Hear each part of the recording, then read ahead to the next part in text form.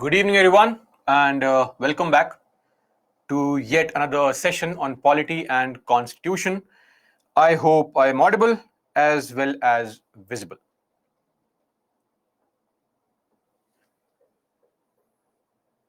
Great, audible and visible. Amazing. Let's wait for others to join and then we'll begin our class for the day.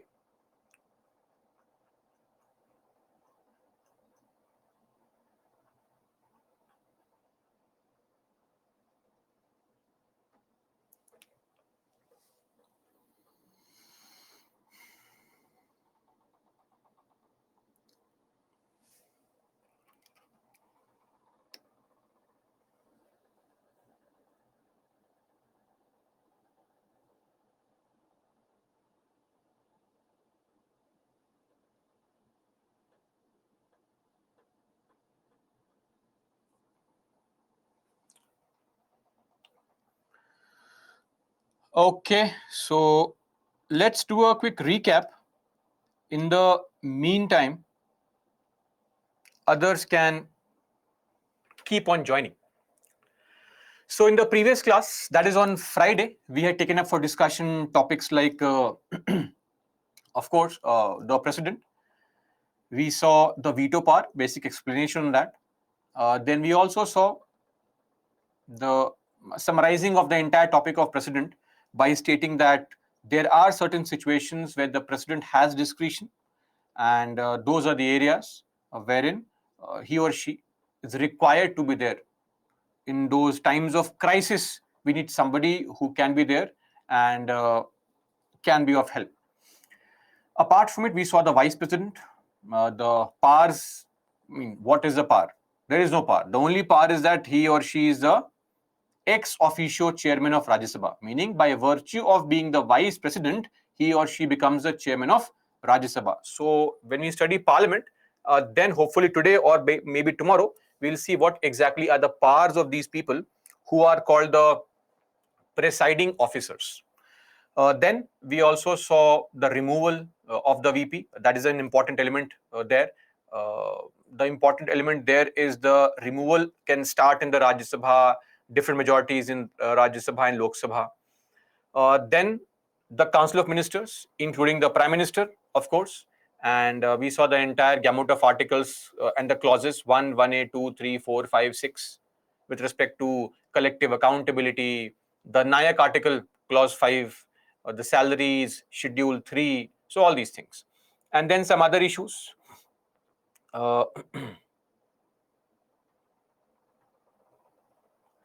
As far as other issues are concerned, we saw the size of cabinet, we saw the types of ministers, right? Then we also saw the checks on cabinet. Very, very important element is the checks on cabinet. What all possible checks are there on the cabinet? Then things like inner circle of prime minister, concept like considerations or what all things to be kept in mind while discussing on or while formulating your entire team of council of ministers, functions of cabinet, various kinds of ministers, all these things. And finally, we were done with our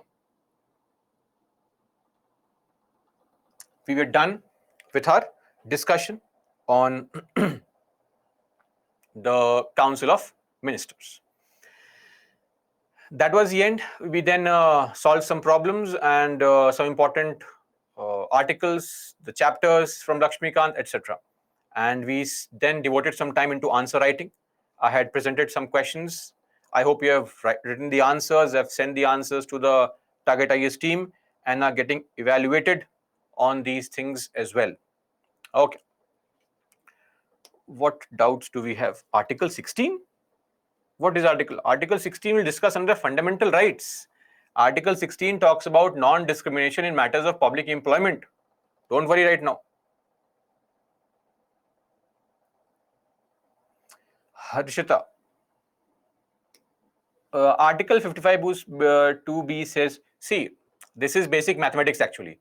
If, let's say, my vote value is 129 and 464 by 1000 in fractions.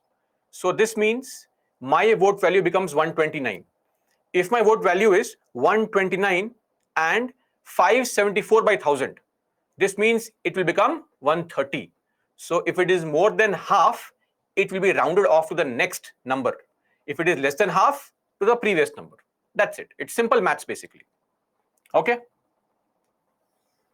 How you round off to the next digit, that's it. Jhansi Rani re-promulgation. I think, did you ask this on a couple of occasions, I believe. This re-promulgation means when you promulgate or pass. What is promulgate? Promulgate means to pass. When I say you are a human being and I say you are a Homo sapien, it means the same thing. No difference at all, right? There are alternative terms for it. Okay. Similarly, passage is used for bills. Promulgation is used for ordinances. So I hope you understand that promulgate is not some amazing word. It is just an alternative word for passing or passage. That's the same meaning. Re-promulgate means to reissue or repass. If you bring the same ordinance again and again, that is called re-promulgation, because ideally once an ordinance is brought, it should be later on approved by the parliament and should become the law. But you do not get it approved by parliament, you keep on bringing ordinance only. That is a problem. Re-promulgation. Aarti, refer to your entire slide on checks on cabinet. You will understand there are 6 or 7 checks, which are all checks on the Council of Ministers. Okay, that is what is a check on Council of Ministers. The limitation on Council of Ministers. What else is a limitation? That's what we had seen in the class also. Limitation on Council of Ministers. Role of Ajit Doval in Government of India, that is of no concern to us. Any advisory role anybody plays, why Ajit Doval only? There are so many bureaucrats who advise the government on policy matters. That's of no concern to us.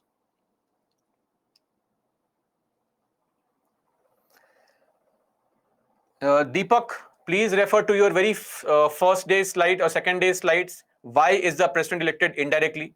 Because since he has no real powers, wasting money and time into elections makes no sense. That is why. Tarun, this is to be dealt under governance, not here. Fixed quota of votes, the value of votes is fixed. Okay. And quota basically refers to whoever gets more than 50% votes is declared the winner. That is a fixed quota of votes. Magesh will discuss this today only. Parliament. Tanu, Article 75 Clause 5 means any person can become the Prime Minister or any minister without being a member of either house for maximum 6 months. Okay. Sanjay will discuss that point today. Anglo-Indian nomination, don't worry. That has expired. So the book is slightly older. That has expired. Abhinash, it's completely useless and political. We'll discuss this under governor, but we cannot fix a time frame for governors to give assent. If some state government's political party has some kind of ulterior motive, that should not cause a concern for us. It's completely absurd to fix a time frame for these very important constitutional posts, forcing them to sign. That's not possible. Jhansi Rani, Article 310 Article 310 simply says that every officer of the union is working on the pleasure of the president, meaning you can be removed at any point of time if you fail to perform your duties. Article 78 has been discussed so many times. Article 78, in the very chapter on president, it was discussed Article 78. Article 78 refers to 3 things. The president needs to be informed. The president can ask questions and get information, and the president is bound by the advice of entire council, not a single minister. Okay.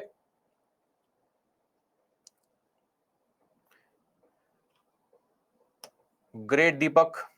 Oath taking is compulsory. It's mandatory to take an oath. All the ministers. Surbhi, why is it mentioned? It's best left for our makers to decide, because the system of proportional representation, actually, is used in indirect elections, and that's why it's mentioned. So ignore that. Effective and simple majority, Navina will discuss it again under chapter Parliament, not today, but tomorrow hopefully, or if time permits, today also. Okay, great. So now we'll begin our discussion for the day.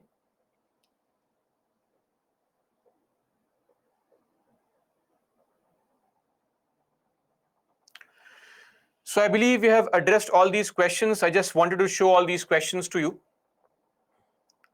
This question was asked in 2014. Now, my purpose to show this question also is to help you understand the importance of any topic. For example, the importance of, say, current affairs. So when we get too obsessed that current affairs is all that matters, that's not true actually. See, what happens is, the meat of your answer is static portion only. Current affairs will provide examples and the context. Let's read this question now. This question came in 2014. Instances of the president's delay in commuting death sentences has come under public debate as denial of justice. So, all these situations of president's delay, when the president takes too much time to commute death sentences, has come under public debate. We are discussing so much. Why does the president take 10 years to decide? Why 11 years to decide? Right? It has come under debate as denial of justice. You are denying justice to people. Why this delay? Should there be a time specified for the president to accept or reject such petitions? Analyze. Now, why was this question asked in 2014 only? So this question was asked in 2014 because of the context. Now, in your introduction, you can either write about clemency power in general. Please don't ask me what is clemency power, Article 72. And that's one way to start this question. Then in the body, talk about how delays take place and how it is denial of justice. Yes or no? Double punishment is happening. Long periods of time you are keeping somebody in jail. It causes mental trauma. It is dehumanizing, right? The case drags on and on. It is never closed. Victim suffers. So all these things are denial of justice. And then the better thing would be change the paragraph, and in your conclusion write about time specified. So of course you cannot say yes, a fixed time should be there. No, that's not possible. But what we can use is there should be an ideal time frame. So we have discussed this point in the class also. Ideal time frame of 6 months or 1 year can be there. Beyond that, the government should explain what is the reason for delay. Okay. Beyond this, explain reasons for delay. And you can also add suggestions here only. Suggestions could be things like setting up some kind of a pardon board, right? If the government finds itself to be lacking time, then we can set up a pardon board of sorts, right? An alternative where this pardon board can consist of retired judges, social activists, etc., who can look into mercy petitions. Now, an alternative intro could have been giving the current context. If you follow current affairs, then you would have known that this question was asked in 2014 because of Shatrughan Chauhan case.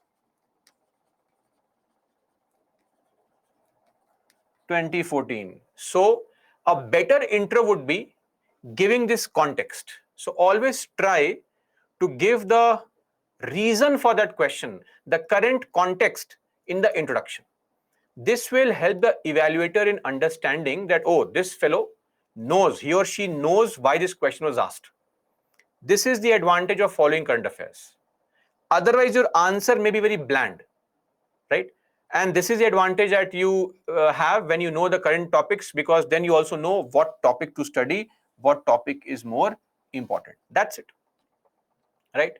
And here you can add the elements of this also. On Supreme Court guidelines here can be added. In this case, in the body. That's it. This is what you need to write. Okay. So you can simply write this answer. I again request you, go to your tablet and read this entire or see the entire video of this question again and write the answer. Okay. So every question has some reason behind it, at least most questions. It may not be in every case, but if the question has some reason, like this question had a reason, we mentioned the reason. As simple as that. If there is no reason, then we can't mention that, right? So that is the top purpose of current affairs, establishing a link between the question, your answer, and the current events. It may not always happen. Sometimes hardcore static questions are asked. There is no current linkage. Then we don't need to write it. It's not some rule, right, that we have to write current affairs everywhere. If it is required, we'll write it. Like say this question, asked in 2015. Now, this question is based on ordinances. Resorting to ordinances, meaning overusing ordinances, has always raised concern on violation of separation of powers doctrine. Of course, we know separation of power, right? LEJ. Legislature's task is to make laws, but ordinances do what? They give the government the power to make laws for a temporary period. Yes, it violates separation of power. We agree. My point is, question says, while noting the rationale, reason, justifying the power to promulgate ordinances, you please justify the power. Yes, I am saying that the ordinance violates separation of power. I understand that, but still justify. Why do we need ordinances? Give reasons.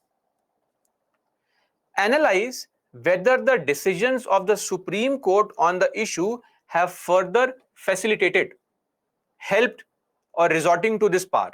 So the question says that while you are analyzing or giving me reasons as to what is this need for ordinances, please also help us understand that what do you think? The Supreme Court judgments, are they only helping the government in using ordinances? What is your opinion? Analyze that. And lastly, should the power to promulgate ordinances be repealed, removed? What is your opinion there also? Now understand, first part is very easy. In your intro, you define ordinances. Now in this situation, you should write Article 123. If you don't know the article, it will not look nice, right? So sometimes articles are required to be known, very basic articles. And then in the body itself, first part, justify, meaning give reasons for why we have ordinances. We know why we have ordinances. Now, what about Supreme Court's behavior? Supreme Court's judgments. Please understand one thing.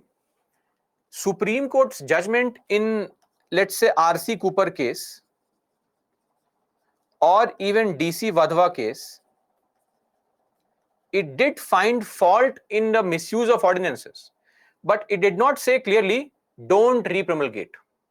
It was only in the KK Singh case that Supreme Court said, don't repromulgate. But please understand, KK Singh case happened in 2017. This question is of 2015. So when this question is asked, the KK Singh judgment was not there. Now we know both these things. But if you are sitting in the exam hall in 2015, there was nothing called KK Singh case. I hope you understand this point. So all the problems with ordinance have now been removed only after KK Singh judgment.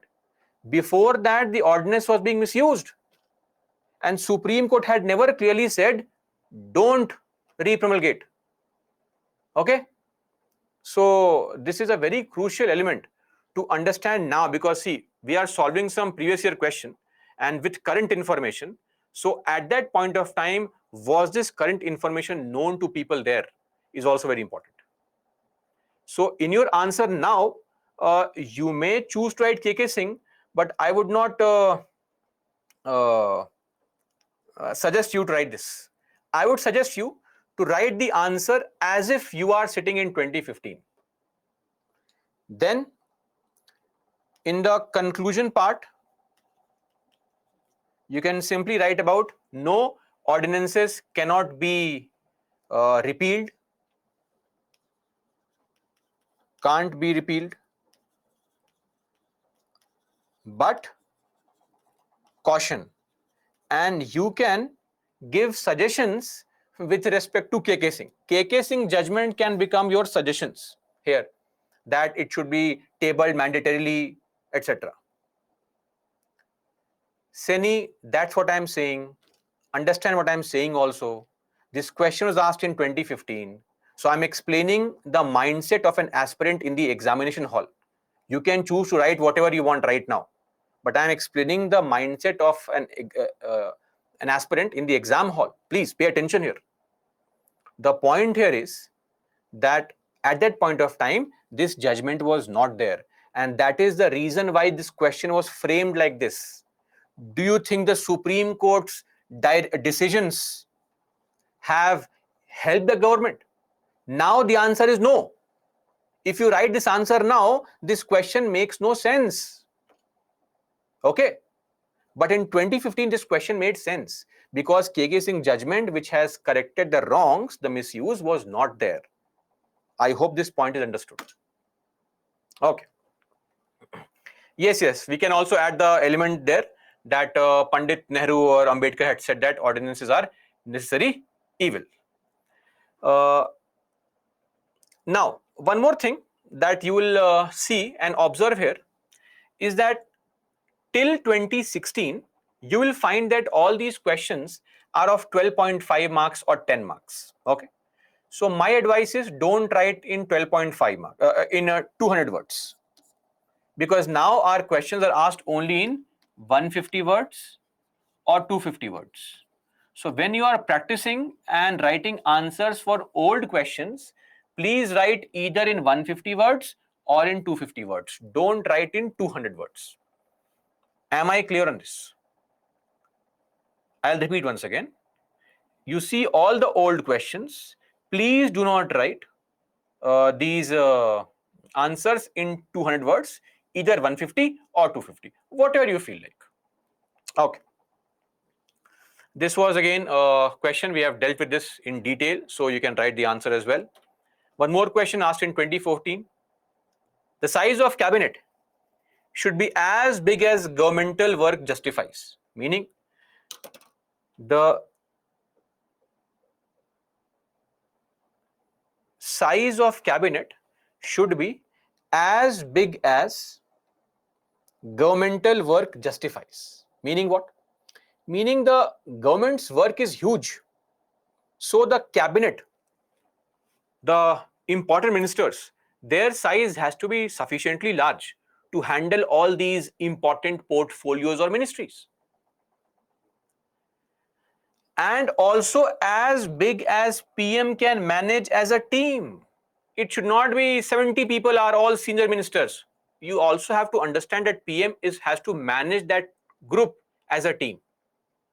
How far is the efficacy? Efficacy is an English word. It's not some polity-based word. It's an English word. Efficacy means efficiency. How far the efficacy or efficiency of a government then is inversely related to size of cabinet. how far is the efficiency of government inversely related, meaning size of government increases, efficiency comes down. Mention that point, right? You can write about how a large sized cabinet has some problems, and then write about the small sized cabinet, their problems, and eventually in the conclusion talk about the cabinet size should be somewhere in between. Are we clear on this? Okay. So sometimes you'll find out, now look at this question here. What is current affairs here? There is no current affairs here. So no linkage required. That is why I say don't go crazy for current affairs. Firstly, strengthen your static portion. I know it is fun to study some current affairs things because they are very basic information. But this is the meat of your examination, the static portion. Mug up those facts, command over those things. Okay. So that's all. And all these things were already there in the tablet lecture. I had told you to see those videos and then write the answers. I hope you have written the answers and also sent your answers. And you all, if you want, you can feel like you can share your marks to me. I would get to see how many marks you're getting in your answers as well. Okay.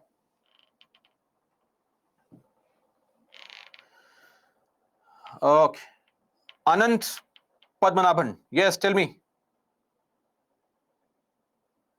Where to send answers? Oh, Target IAS. Answers did not check. It will be checked. Don't worry. Guys, the team has limited staff. There's so many people. It will take time. Don't worry. Anant Padmanabhan, can you please respond by saying, did you attend the classes on the past 4 days? And then we'll proceed further. What was KK Singh case, Priyanka? Revisions not happening? Clearly?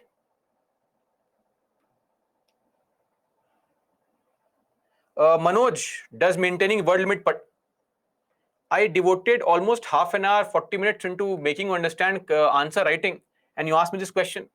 Word limit maintenance, I had said the very 3 points mandatory.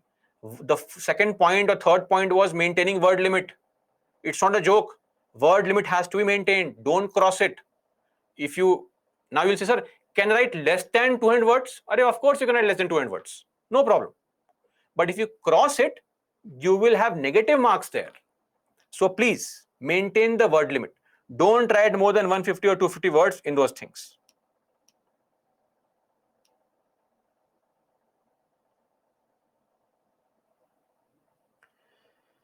Okay.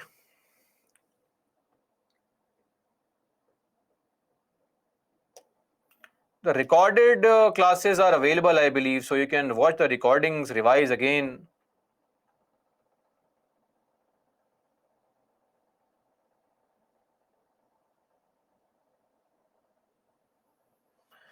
Okay. Now let's begin our discussion for the day. Enough of time on this. As I said, we'll start our day every day with discussing 5 or asking you to solve 5 questions, hoping that you mark all the answers correctly. Starting with the first question, I'll give you 45 seconds. You cannot change your option and all. So please don't write all this, sir, I can't change the option. Don't do this drama. It is of no use. Okay? Don't crib. You will have the question, 45 seconds of time, mark the answer. That's it. End of story. Okay. First question.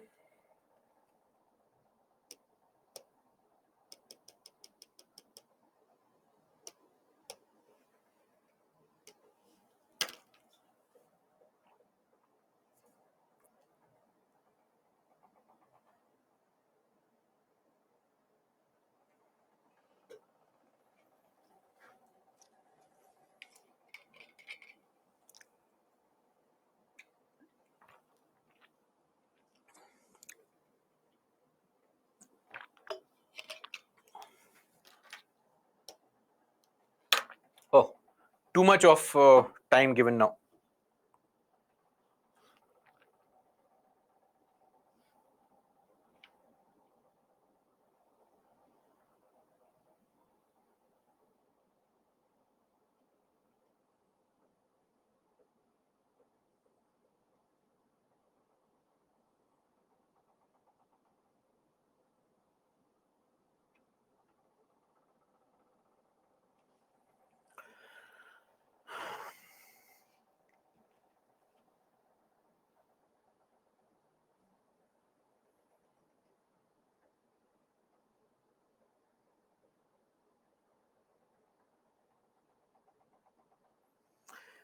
%26% mark this answer correct. With reference to Council of Ministers. Now please understand, even after dissolution of Lok Sabha, the Council of Ministers does not cease to hold office. This is absolutely correct. Just like the case of President, even after end of 5 years, he continues till the new president comes. Same thing. Even if you dissolve the Lok Sabha, there cannot be a gap, vacuum in the country. Where is the PM? No PM only. How is it possible that there is no PM? It is not possible. So the previous PM and the council continue till the new PM and council take the oath. Okay. So even after Lok Sabha is dissolved, they will not be prevented from holding office. They continue to hold office till the new PM comes. The same logic applies everywhere. Okay. We can never have vacuum in these important posts. It's not possible. One is correct. Anyway, the nature of advice tendered by the Council of Ministers to the President can be inquired. No, it cannot be inquired. Article 74, Clause 2. This is what this article says, that whatever advice you have given will not be questioned in any court of law. 2 is wrong. A1 only. Okay, moving on to the next question.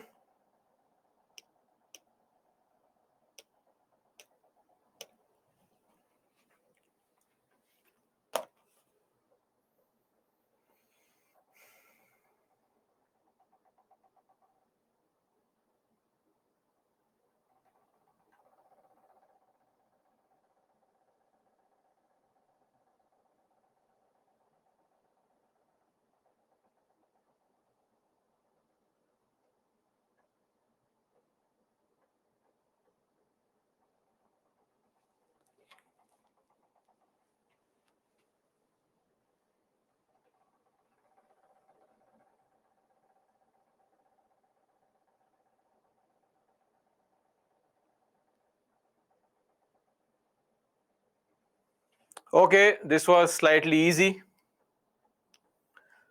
Let's read the third statement first. After the 40th, the advice of CUMs has been made binding after the 42nd, not the 40th, of course. Remove 3. This is gone. This is gone. 2 has to be correct. No problem only. And the Constitution provides that the PM shall communicate to the President all decisions. Which article is this? 78. Correct. So 2 is correct anyway. The portfolio to the members of Council of Ministers are allocated by the President. Remember, Government of India, allocation of business rules. Who allocates the portfolio? The President makes the rules. A, 1 and 2 only. Okay. Third question. Now read this question carefully. Don't get confused. The statements may have some hidden meaning also.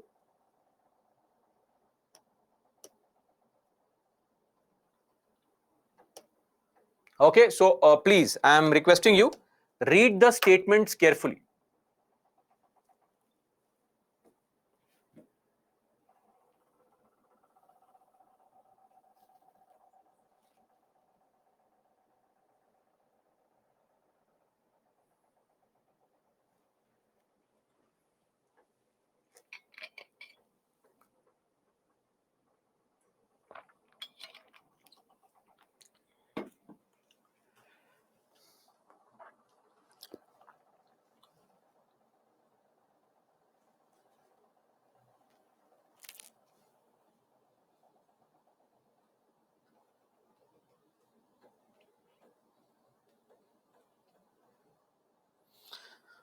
Very few marked this correct because you thought what is 3? What the hell is 3, right?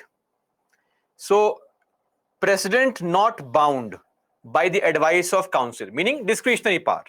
Appointing PM, yes, discretionary power. Pocket veto, discretionary power. Dismissing ministers when they can't prove the confidence, discretionary power. Now, what is statement number 3? Can anyone write what is statement 3? Very good, Pranay. This is basically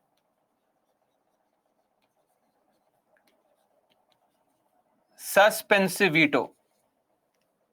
Yes, Anirudh, Mayavanshi, SS, great. This is suspensive veto. Suspensive veto has just been defined in a statement. A temporary delay of an ordinary bill, remember, ordinary bill, temporary delay, even when the Lok Sabha has the confidence in the Council of Ministers. What is temporary delay? I get the bill, I say no, reconsider. For a small period of time, I can suspend the passage of the bill. Suspensive veto. It was just suspensive veto in different terms. So 3 is also correct. Discretionary power, suspensive veto. D. Solve this question. I would expect slightly higher ratio of correct answers here because it is easy.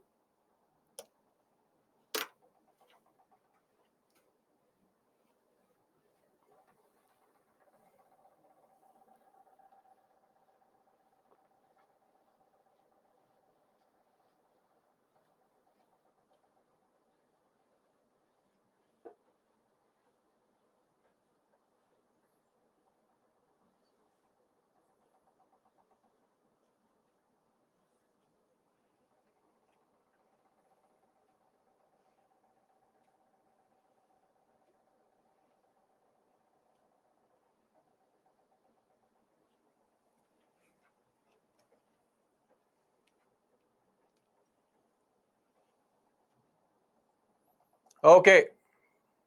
So surprising, a lot of you marked C as the answer, which is very surprising.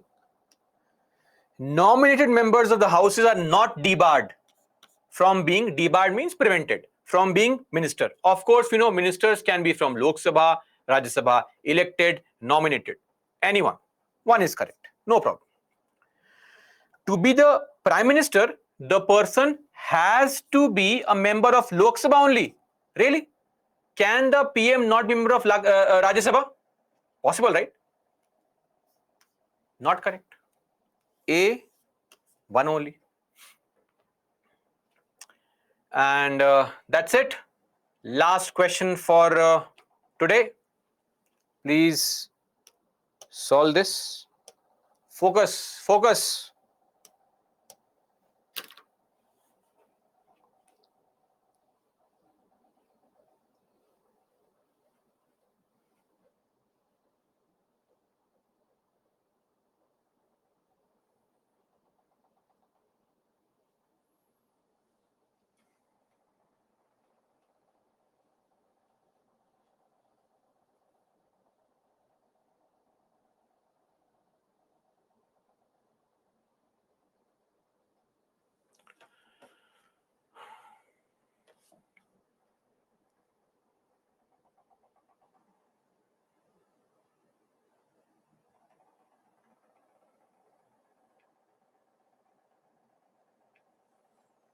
This also people marked wrong.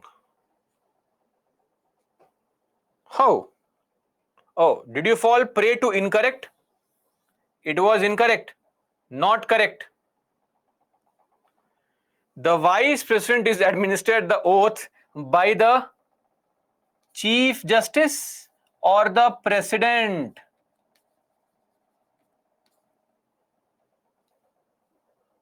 Okay. One is wrong. Removal of VP in Lok Sabha requires simple majority. Absolutely correct. So 2 is right. We have to find the incorrect one. A, 1 only, not B, 2 only. Okay. So please read the statement carefully. That's all.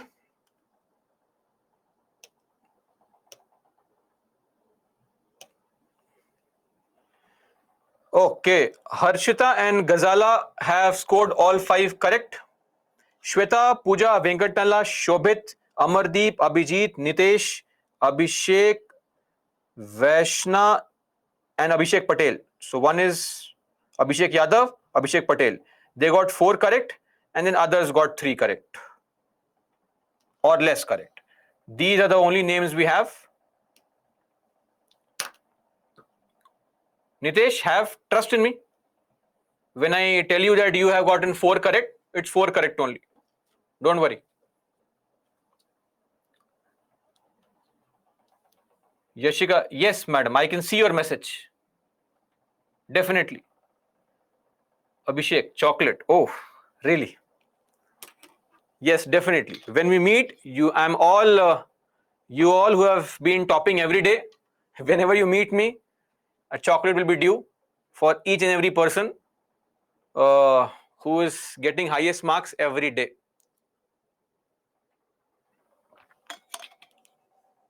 Okay. So now let's come back to our topic at hand, discussion. So this also shows, please revise. Revisions are important. Okay. Let's begin our discussion now. Next topic is the cabinet committees. Can you see all these people sitting here? All these people. What is common in them in general? Ministers, right? They're all ministers. Basically, this is a meeting of cabinet ministers. So, what happens in our country is that, as I said, cabinet is a very small group of around 25-30 people to take decisions in general. But sometimes some things or some decisions have overlapping effects. For example, let us say I want to right now say open an industry. I as a businessman want to launch a factory. I need the commerce and industry ministry support. Yes or no? I need the finance ministry support also to get funds. I need the clearances from Ministry of Environment, Forest and Climate Change also, right? Possibly if my particular task involves say some chemical plant, maybe chemical ministry also. If my task or my factory involves some agricultural input, Ministry of Agriculture also. Otherwise, I would have to go to all these ministries separately. Commerce and Industry Ministry supports me in my factory. That's their target. But Ministry of Environment is trying to put some obstruction. So I run to Ministry of Corporate Affairs or Ministry of Commerce Industry, get clearance, go to Ministry of Environment, they have some problem. Again go to Ministry of Commerce, again get approval, again go there, again problem. I'll keep on running here and there only. And these two ministers may find it difficult to coordinate. Why not bring from the cabinet also even smaller group of ministers together collectively, right? And there you can get your issues resolved. So the structure is like this. Think of it. At the bottom, we have people in the country, emotional people everywhere. People, we are busy in our lives, preparing for UPSC, right? Breakups, etc. in our life is happening regularly. Not in my life, maybe in your life. I'm just guessing. I have no idea. So, people, we are busy in our lives, working, enjoying, partying, celebrating, studying, right? Eventually, since we are busy, we choose some MPs in the parliament to make laws for us. We have chosen the legislature. Now, the MPs are also 543 in Lok Sabha, 245 in Rajya Sabha, a very big number. So, they choose amongst themselves a group called Council of Ministers, which is called the government. Okay. Now, even amongst these people, we know there's a senior group of ministers, the crisis management team called the cabinet. Now, the cabinet is also of 35 people, 30 people around, 25 to 30 people. An even further smaller group will be a cabinet committee. So basically, the task is to reduce the workload of the cabinet eventually. So what is the cabinet committee? Cabinet committee, CC, refers to, or CCs are basically organizational devices which are used to reduce the workload. Used to reduce workload of cabinet. Okay. And also, they can help in managing. See, the complicated business of government can only be managed by this cabinet committee. Plus, manage the complicated business of the government in general. This is what is a cabinet committee. And as the word says, cabinet committee means what? A committee meaning group of people, a committee consisting of cabinet ministers only. Am I clear on this point? Have I made myself clear enough that cabinet committee can only have cabinet ministers as members? Okay? Other ministers can't be called members. So, senior ministers, members, they sit, decide. Now, cabinet committee is not mentioned in the constitution.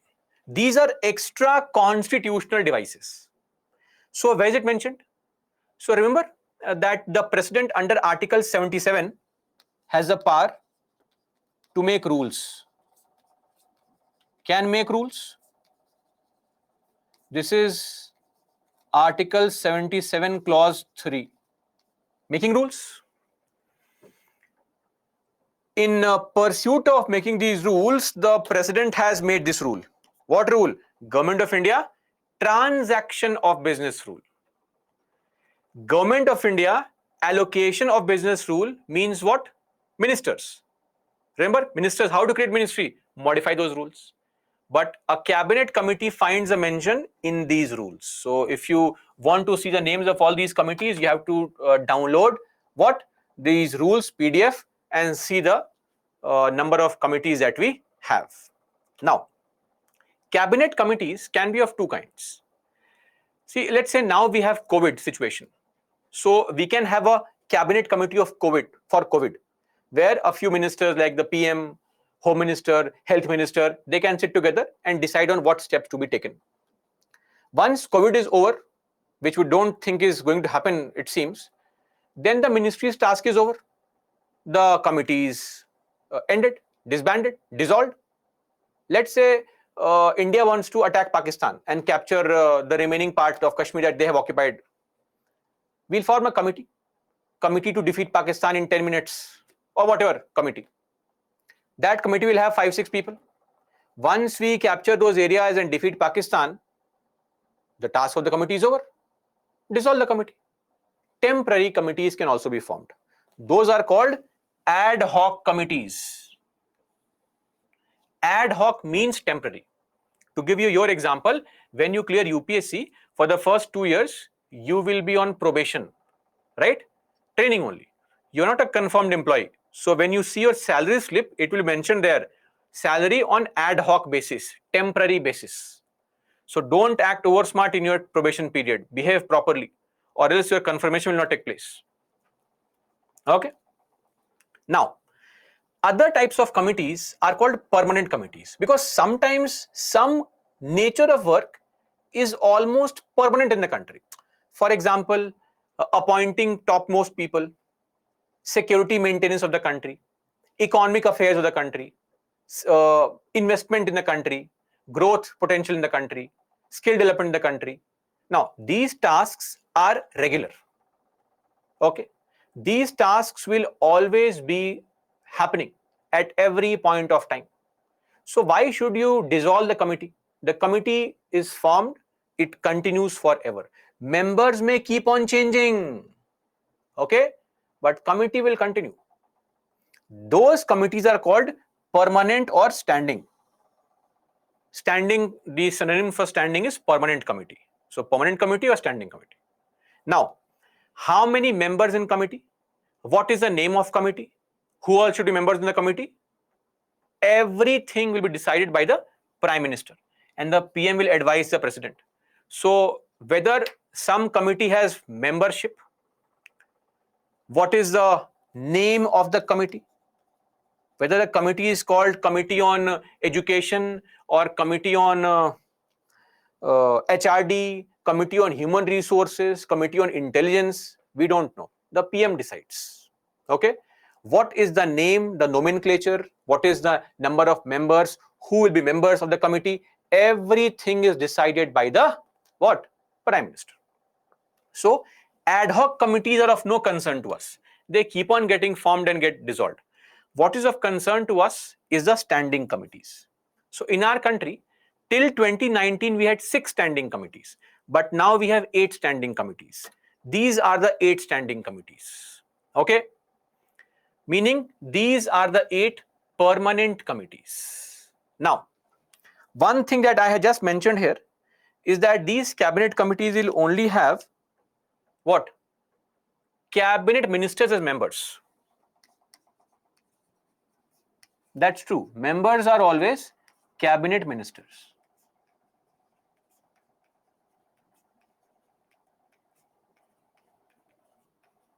But other ministers can be invited to sit in the meeting. They are called special invitees.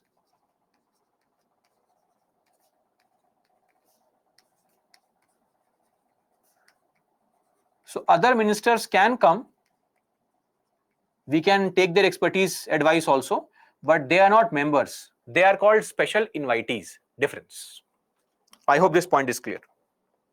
So Minister of State, etc., they can be called, and they are called special invitees. Now, I will write here, this thing is not important, but just to mention this point, number of members of each committee. You need not mug up number of members, but I'm just writing it. So these are the 8 committees.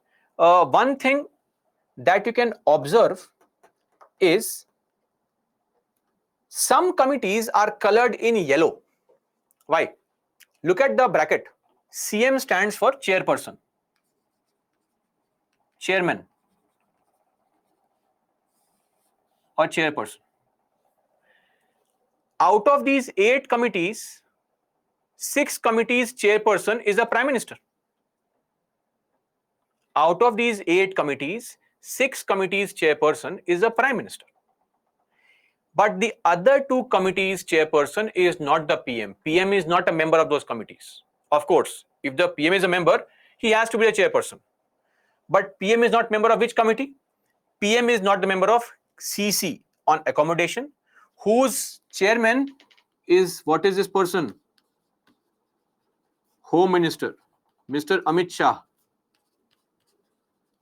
And what is this? Defense Minister, Mr. Rajnath Singh. This fact is important. Which 2 committees chairperson is not the Home Minister or not the Prime Minister?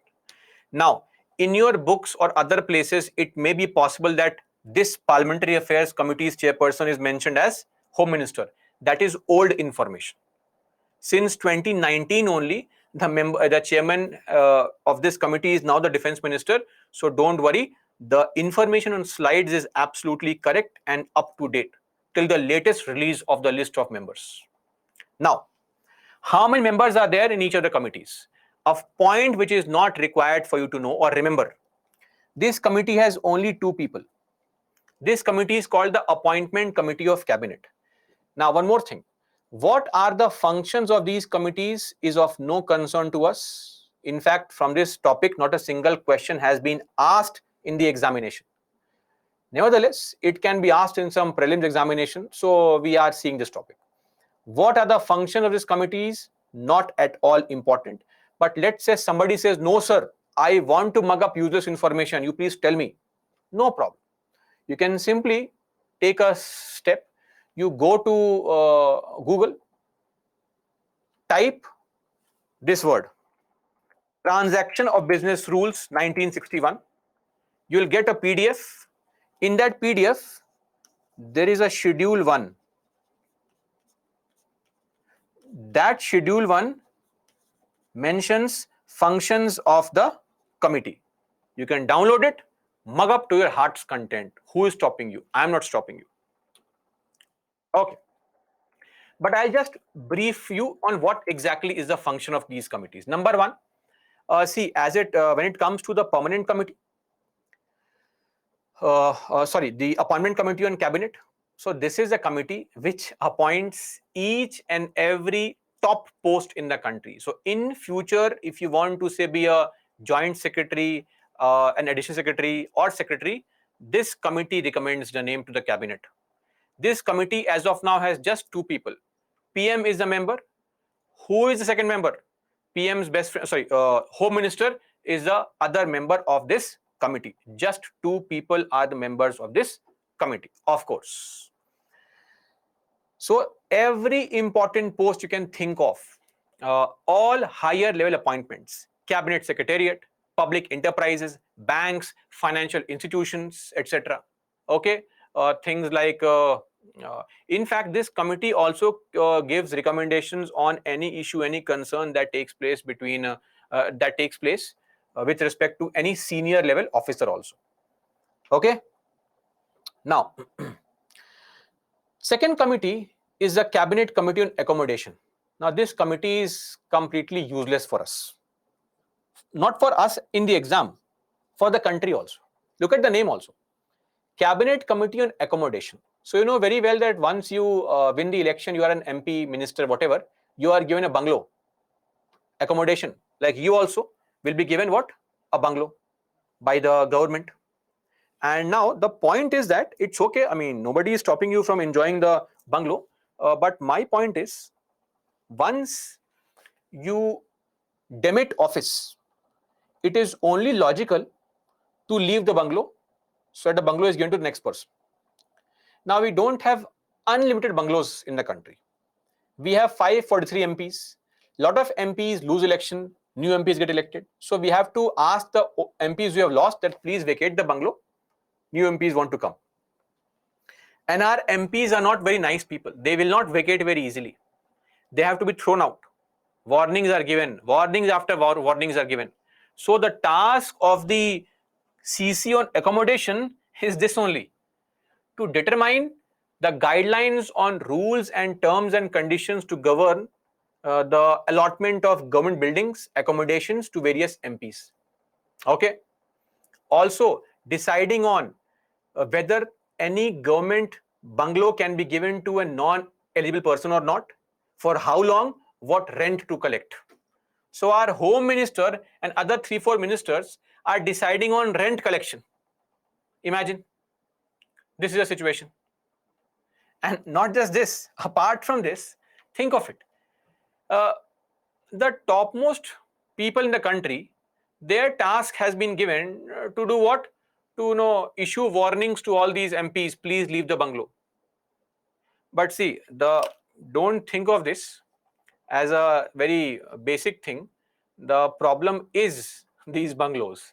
I'll give an example. In one state, let's not name the state. In one state, the CM who lost the election, when he was leaving the bungalow, CM's bungalow, he took out all the pipes, tap installations, shower installation. He took it away. He said, I had installed all these things. I am taking it back. But you are a chief minister. Come on. What is the cost of those things? What nonsense is this? No, it was a very costly company's installation. I'm taking away taps and showers you are taking away, sir. And we had given the entire state to you to manage. Then in some other state, this happened that the current CM lost, or not the CM, CM's family member was a winner. They lost, and the CM had a large number of animals in the CM's bungalow only. It took him 7 months to vacate the bungalow because he felt that, oh, how can animals move out of the bungalow so quickly? They'll feel very bad that I was living in CM's bungalow. So I have to slowly and steadily tell them, now forget all this. I'll take you to a different place. This is there. Don't laugh so much. You will also do the same thing in future. Let me be very clear. We have seen IAS officers fighting for bungalows in Delhi. Right? So right now you are saying, oh, funny politicians. Because when you are in your state as a DM, you get a grand bungalow of a district magistrate. But when you get promoted, come to Delhi, joint secretary, under secretary, you will not be able to get a bungalow in Delhi. That's not possible. You'll have to get a 3 BHK, 4 BHK flat on as your eligible quarter. So then you also will be doing the same thing. That once I get a flat 5 BHK, I will not leave it. Anyway, so this is there. So that was committee number 2. Then the CC on Economic Affairs. As the name suggests, the Economic Affairs Committee, a very important one, it has 9 people. Now the CC on Economic Affairs task is very simple. Just to give you an example, it was the same committee which has just recently approved the domestic gas pricing. Just 10 days back, the committee meeting was held and they have approved the revision of gas pricing in the country. So you can know very well that that's their task. Directing and coordinating government activities in the economic sphere of our country. Reviewing the economic trend in the country, evolving new policies, progress of activities with respect to rural development, small farmers, marginal farmers, dealing with industrial licensing, right? All these things are task of the Economic Affairs Committee. Then we have the Parliamentary Affairs Committee, whose chairman is the Defense Minister. Now, this Parliamentary Affairs Committee has currently 10 people. And as far as the Parliamentary Affairs Committee is concerned, the task of this Parliamentary Affairs Committee is to look into the functioning of the Parliament. When should we start the session? When should we end the session? How many days are required to conduct a session? All these things are basically decided by this committee only. And then this committee gives recommendation to the cabinet, and then the cabinet approves, tell to the president, and then to the speaker of Lok Sabha, Rajya Sabha, and then the president will issue what? Summoning orders, summoning the session of Lok Sabha, ending, proroguing the session of Lok Sabha. So all this task is done by this committee only, Committee on Parliamentary Affairs. Then we have the largest committee of our ministers, that is 13 members. CC on Political Affairs. I mean, this committee is so large, it's almost half the cabinet is members here. That is why this committee is also called Super Cabinet.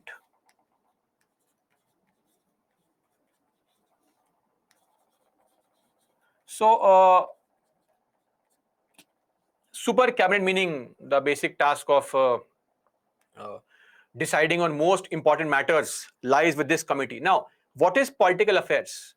So, political affairs or the task of this committee is basically center-state relations. Think of it. In our country, the biggest issue that the central government has to deal with is center-state relations. So, to deal with any problems of center-state relations, this committee has a meeting and then they decide what to do. To consider any economic, any political issues which have to be judged from a wider perspective, right? In fact, this committee also deals with any external affairs situation, international relations situation. That is why Super Cabinet. Then, the Cabinet Committee on Security, as the name suggests, the Committee on Security's task is to deal with all defense related issues, all issues dealing with internal security of the country, all issues dealing with say economic, political issues which can hamper national security, all these things.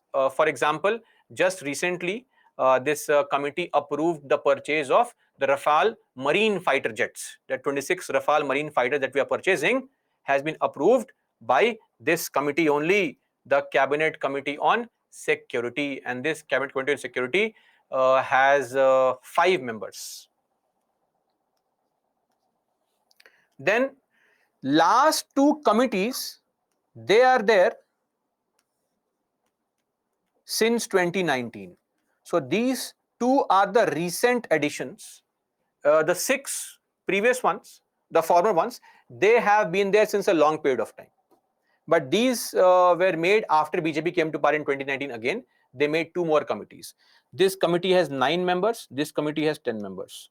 And as the name suggests, the CC on investment and growth focuses on the investment being brought in the country, the growth potential in the country. So any kind of project that starts in the country, investment on infrastructure, etc., that is taken care of by this committee only, to facilitate the private sector investment in specific projects, laying down parameters and targets on how much of the infrastructural growth can take place, all these things. And lastly, the CC on employment and skill development. So skill development, Skill India, Stand Up India, Sit Down India, all these programs that are there are being taken care of by this committee only. Okay. So these are the rough functions. As I am saying again, in case you feel no, I want to know further about these functions, please download the PDF. You have 1, 2, 3 GB of internet or Wi-Fi. It will take 4, 5 MB. Download and read the functions from here. Okay, that's it. Now,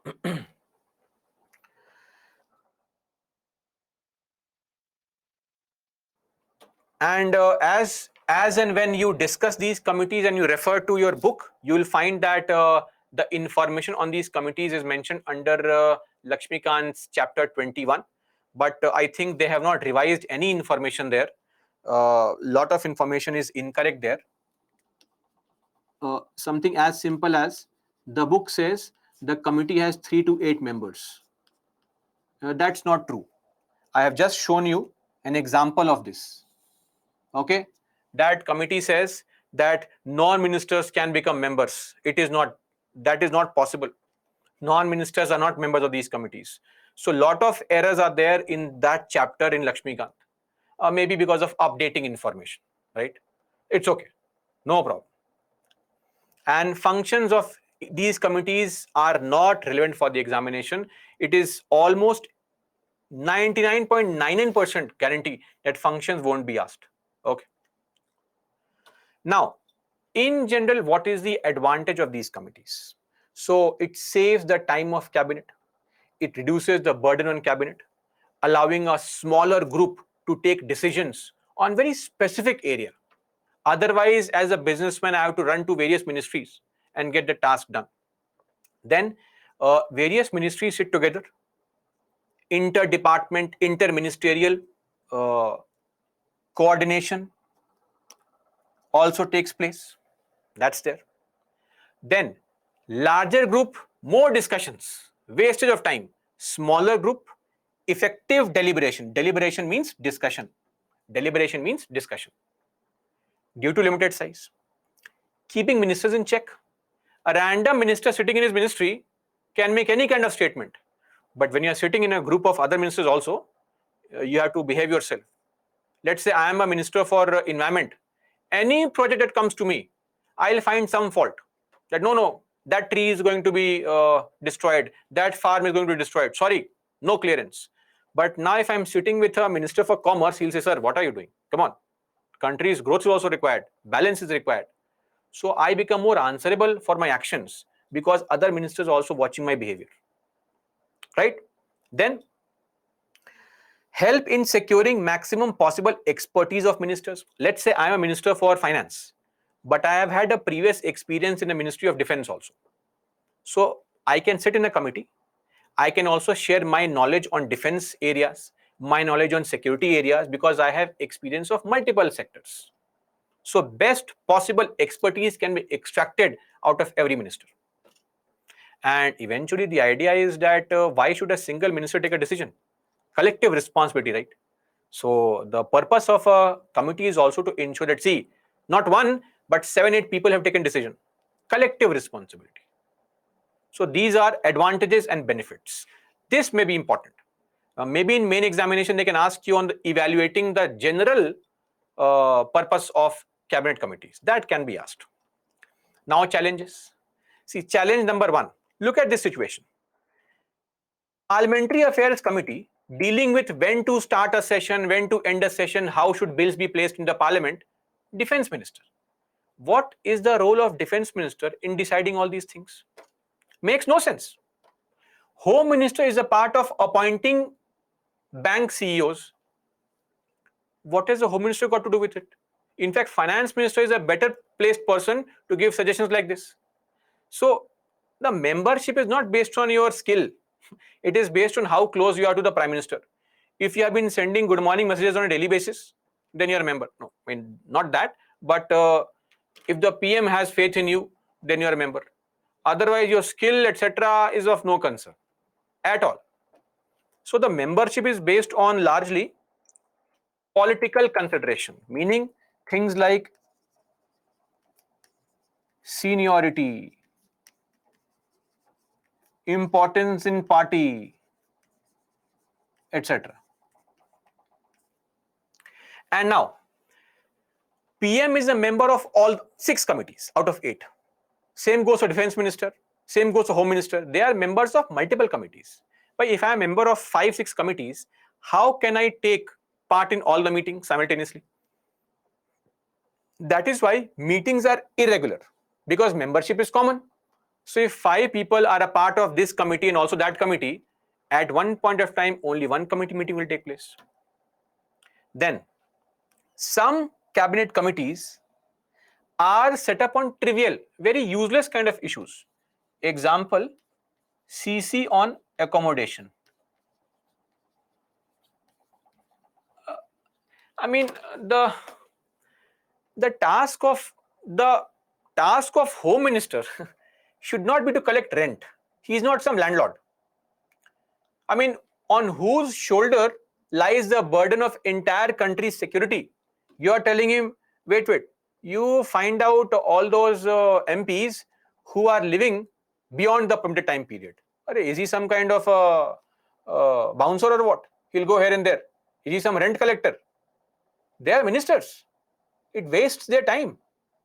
So this task can simply be given to any group of bureaucrats who can handle this. Why do you want to keep this task? So some committees are set up on very useless, very trivial, irrelevant committees. And lastly, think of this. All these cabinet committees are going to give a suggestion to the cabinet, which then approves the suggestion and then gives the advice to whom? The President.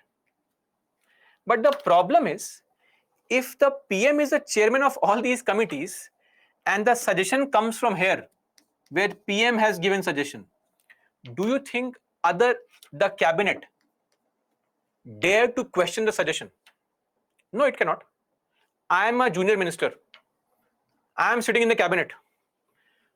The decision has come from cabinet committee on economic affairs on something.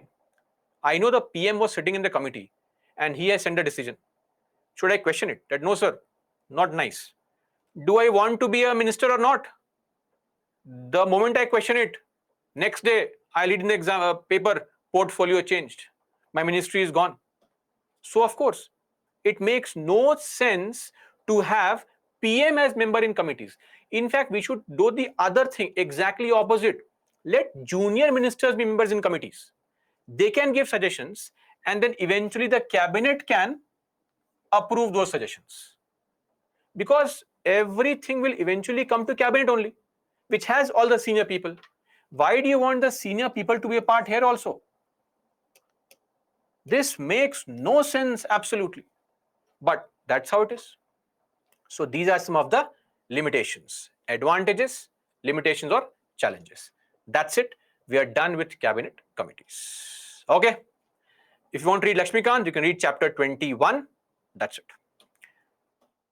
Solve one practice question quickly. Oh, sorry, poll.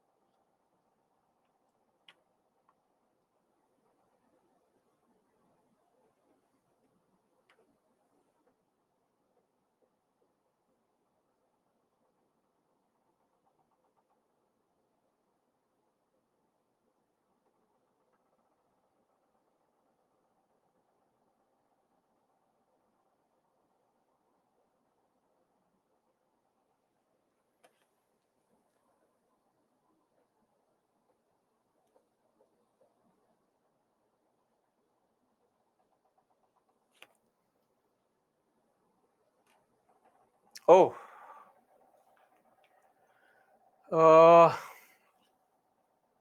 they have been established under Government of India. What? Transaction of business rules. Not allocation of business rules. Transaction of business rules. One is wrong. Okay. Number two, Minister for Defense is a chairperson of CC on what? Parliamentary affairs, not the political affairs. Who is wrong? D is the answer. I have said this statement again at least 4 or 5 times, but I'll still repeat it. Government of India allocation of business rules contains ministers. What task will a defense minister do? What task will a finance minister do? This is mentioned in allocation of business rules, allocating business. Okay. And transaction of business contains the committees and the functions given to cabinet committees. I hope this is 6th time explained, now finally understood. Allocation, ministers, transaction, committees. Please repeat wherever you are. Allocation, ministers, transaction, committees. Okay. Moving on to the last person under the topic Union Executive, Attorney General of India. Very simple, very easy. No problem. Shalu, non-cabinet ministers not debarred from membership, written in book. I just mentioned some time back. Are you guys again doing the same thing, watching IPL and studying or what? I just mentioned very clearly that the information in the book is outdated. I can't go and change the book. I don't have Lakshmikant's contact number or his email ID. I don't even know him. It will be very awkward for me to send him an email that, sir, you are the mistakes in the book. When he revises it, he'll find out the mistake. So the information with respect to those things are slightly outdated. What do we do? Right? That book is not some book released by Government of India. Okay, that is a book made by some person only.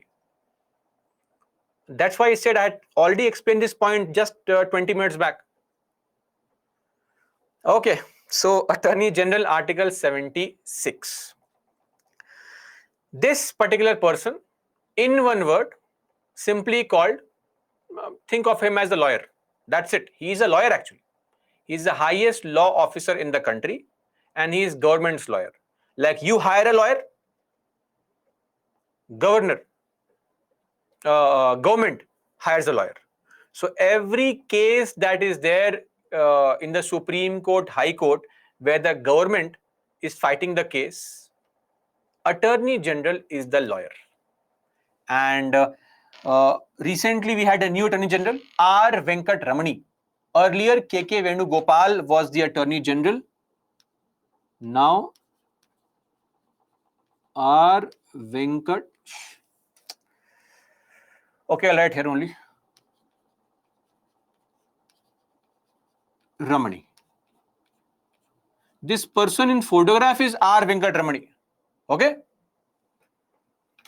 So he is the lawyer of the government. He is not some judge and all. Okay? He is a lawyer who fights cases. That lawyer. So Article 76 of the Indian Constitution provides for this post of Attorney General. This means this is a constitutional body because article is there. And in the Constitution, it is mentioned clearly, the appointment of this person is done by the President. What is the tenure? Meaning for how long is he appointed? We don't know. Nothing is mentioned in the Constitution. These are all constitutional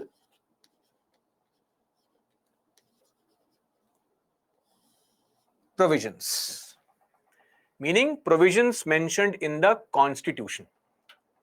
So as per the Indian Constitution, there is no fixed tenure of the Attorney General.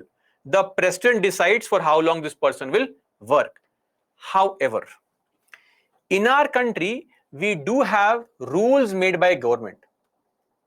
There is a rule called Law Officers,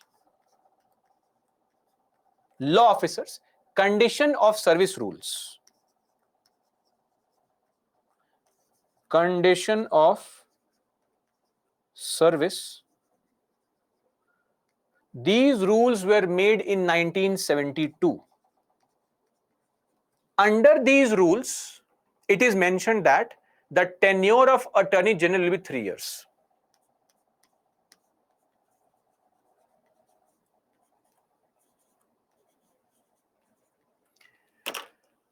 Am I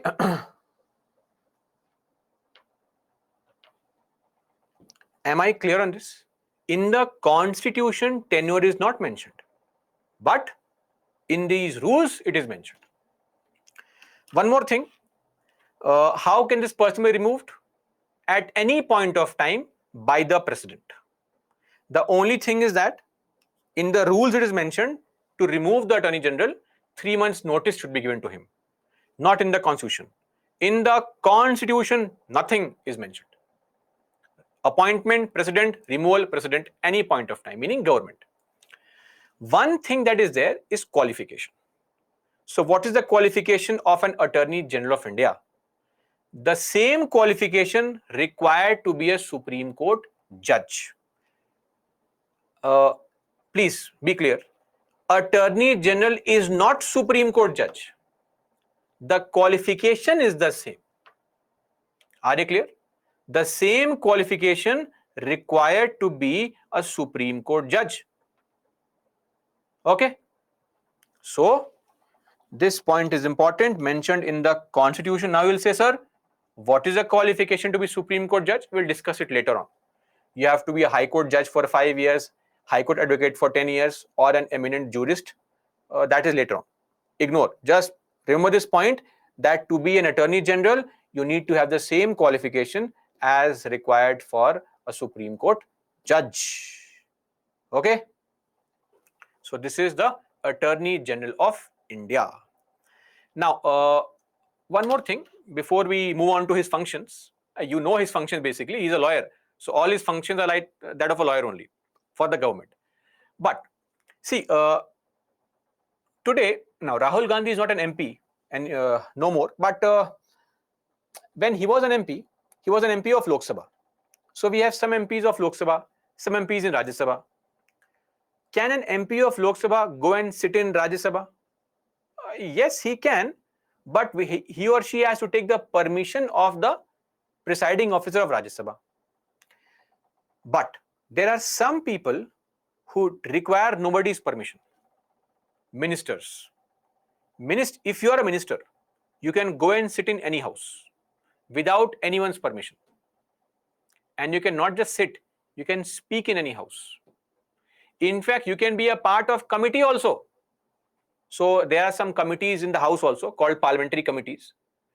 You can be a part of any committee of any house. You can sit in any house. You can speak in any house. If you are a minister or the Attorney General of India. Article 88, extremely important article. Let me read this for you. Every minister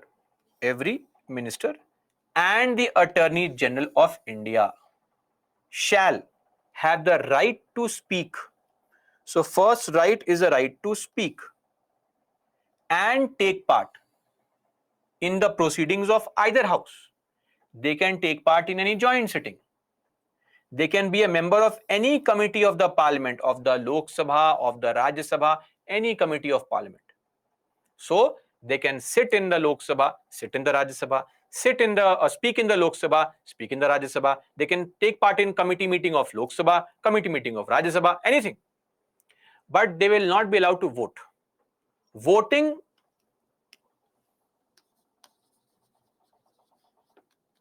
in the house is meant for members only.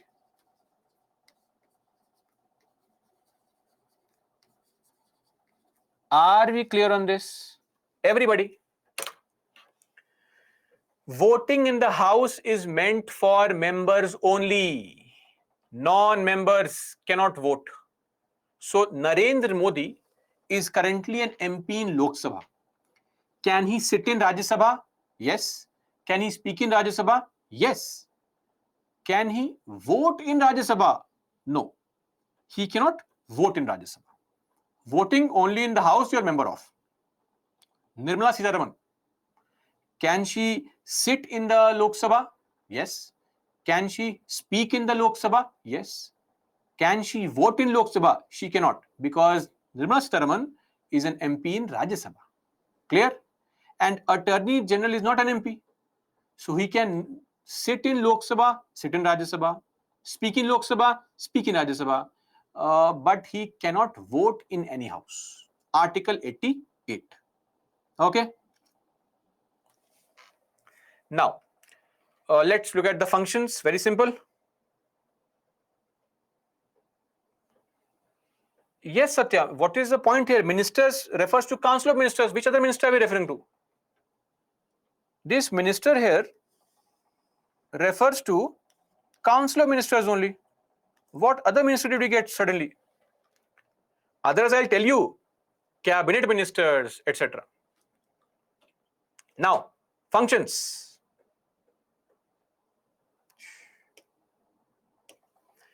To give advice to Government of India upon legal matters. Of course, that's the task. After all, he is a lawyer of government, so he will give advice to the government on any legal matter. Advice. Number 2, performing duties of legal character assigned to him by the president. If the president wants him to perform any legal duty, etc., whatever nature, we don't know. We have no idea. If the president wants to get some legal help, he can do it. Then appear on behalf of Government of India in all cases in the Supreme Court. Okay, where Government of India is concerned, in all the cases in the Supreme Court, of course, Attorney General is the lawyer for the government. Now, to appear in High Court in any case in which Government of India is concerned. So we know very well that High Courts also, Government of India can be involved there also. Who will go? Now, please be logical here. There are lakhs and lakhs of cases in the High Court, Supreme Court, so many against the government. We can't have just one person who will manage everything. He will die only. So please, the point is, we have given some other people to him who help him out. Okay. These people are called Solicitor General and Additional Solicitor General. Now, these are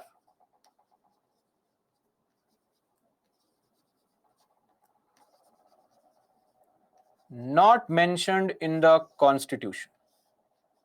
Okay? Only Attorney General is mentioned. Solicitor General and additional SG are also lawyers. See, the word solicitor comes from Britain. So basically, just to clarify for everyone here, who is a lawyer? Lawyer is somebody who has a degree in law. That person is called a lawyer. Okay, that's it. Degree in law, lawyer. If you get a degree in law, you'll be called a lawyer. But you cannot start taking up cases in court. That's not possible. For that, you have to be called an advocate. Advocate will fight in court. So to be an advocate, you have to clear the Bar Council examination, and then you are allowed to be an advocate. Are you clear? Under the Advocates Act 1961, exam, clear the Bar Council exam, be an advocate. So all lawyers may not be advocates. Then beyond this, we have a word which is very popularly used, not in India, outside, solicitor. These are people who prepare cases. And then we have something called barrister. They argue in court.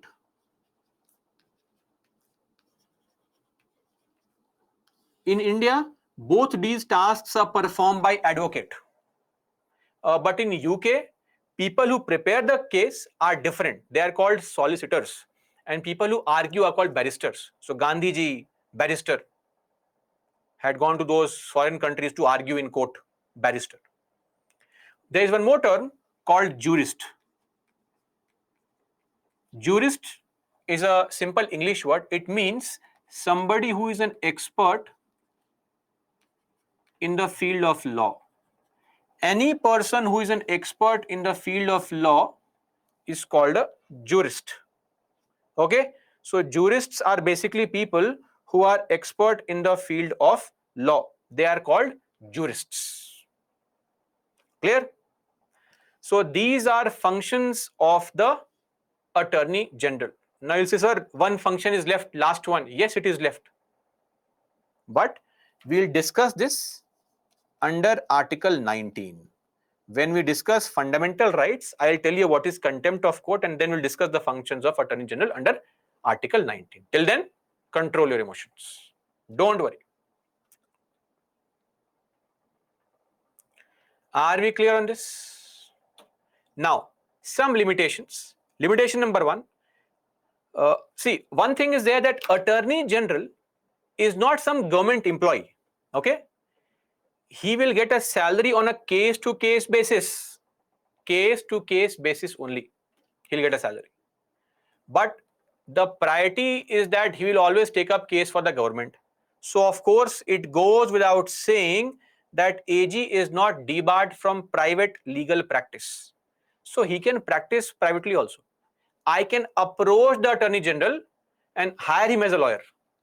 If he is free, he can take up my case also. Are you clear on this? It is possible. Attorney General can take up private matters also. But if he takes a private matter, of course, I can't ask him, come on, fight a case for me against government only. Because he's a government lawyer. So his primary love is towards government, then towards other people. He should not advise or hold a brief against Government of India. Very logical. He should not defend any accused person in criminal case without the permission of Government of India. So whenever there is a criminal case, let us say you commit a crime. Why will I commit a crime? You commit a crime. Okay? You commit a crime and then you want Attorney General to fight a case for you. You can approach him. He can take up your case. But he would require government's permission that I want to take up a case for this UPSC aspirant. He has committed some murder. Right? So that's it. Are we clear? Advice means to give advice. Hold a brief means to hold a meeting. All English words. There is nothing unique here. It is just English language. No unique words being mentioned here. So hold a brief meaning hold a meeting against government. Apart from this, one very important thing, they should also not accept plus not accept any appointment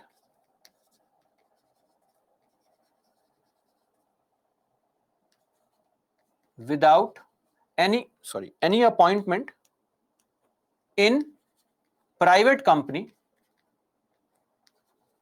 without government's permission. Without Government of India's permission. GOI stands for Government of India. Are we clear on this? That's it. This is all about the Attorney General of India. We are done with Attorney General. Important articles. Article 76, Article 88. Important cases, there is no case. He himself is fighting case. How dare you file a case against him? If you are a fan of Lakshmikant, please don't ask what is this. This is Lakshmikant. Okay, just saving some time. Chapter 52. Okay, that's it. We'll take a break now. After the break, we'll come back and solve all the two prelims based questions, and we'll see a question asked in the exam from Attorney General as well. Break, please. Be back at 6:52.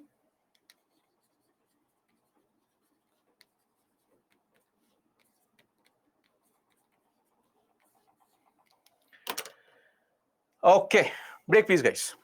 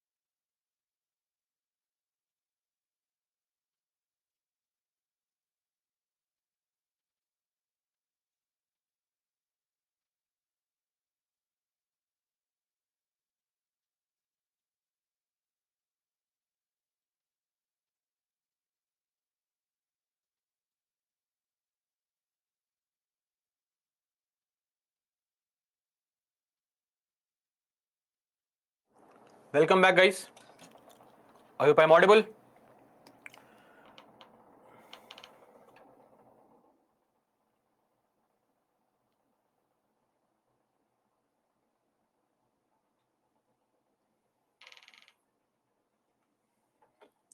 So by government's permission, they can work as normal advocate, Kunal. Yes, of course. Bhavna, Article 143. What is this? Why this advisory jurisdiction being discussed here? Later on. Yes, Akanksha, they can. Anand Padmanabhan, where is your doubt here?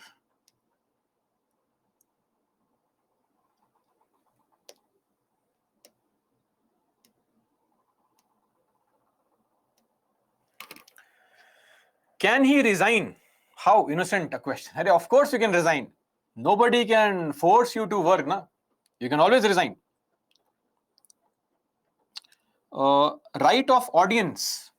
Right of audience is a phrase being used with respect to the advocates that whenever they hold a brief, right, addressing a crowd, right of audience, that's what it refers to. Arun, Article 165. 165 is Advocate General. We'll discuss that later on. Can he sit in any court? What do you mean by any court? Lower courts. Sitting in court, you can also sit in court. What's the purpose of sitting in court? Sitting in court has got nothing special. Sitting in court, you can go and sit in any court. Resignation give to whom? Nothing is mentioned in the constitution, but you resign and give it to the President of India, right? So it is not mentioned resignation to whom, but normally in such cases, you give your resignation to the President of India. Okay.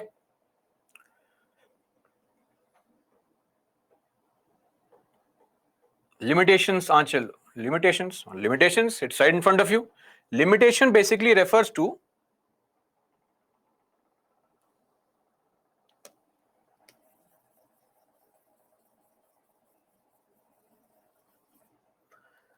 the things that the Attorney General cannot do. So, will not basically, see, in short, Attorney General has a right to audience wherever the government's case is there. Right to audience meaning attending court wherever government's case is going on. Apart from it, can he also defend a non-government client? Yes, but the limitation is government's permission. That's it. So that is a limitation that we refer to. Yes, Anushka, of course. Okay, so that's it. Now solve this question. I'll give you 45 seconds. Mark the answer. Question asked last year only.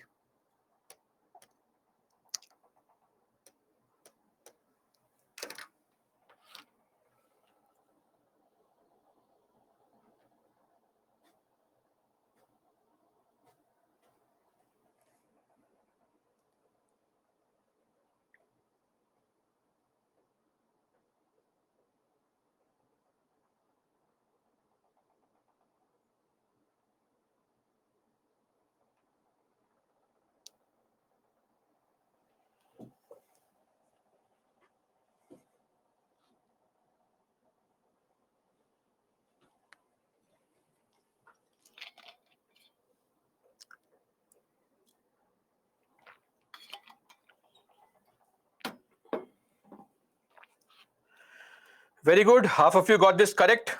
Amazing. Okay, Shailja, I got your score. Pretty decent. Great.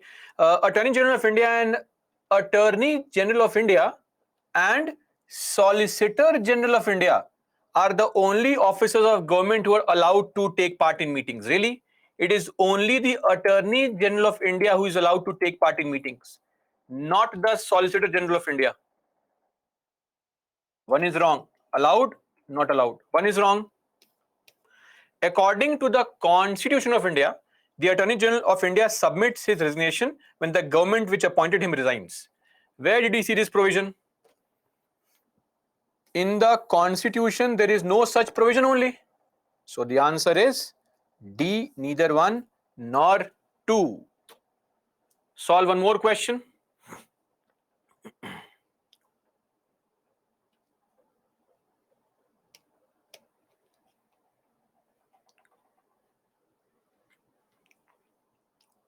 What is the purpose of Attorney General sitting in the Parliament, Bala? See, the purpose could be they have allowed him to sit because what if he has to represent some legal point of view of the government of India in the Parliament? So, to represent the legal aspect of the government, he is also given the right to sit and speak.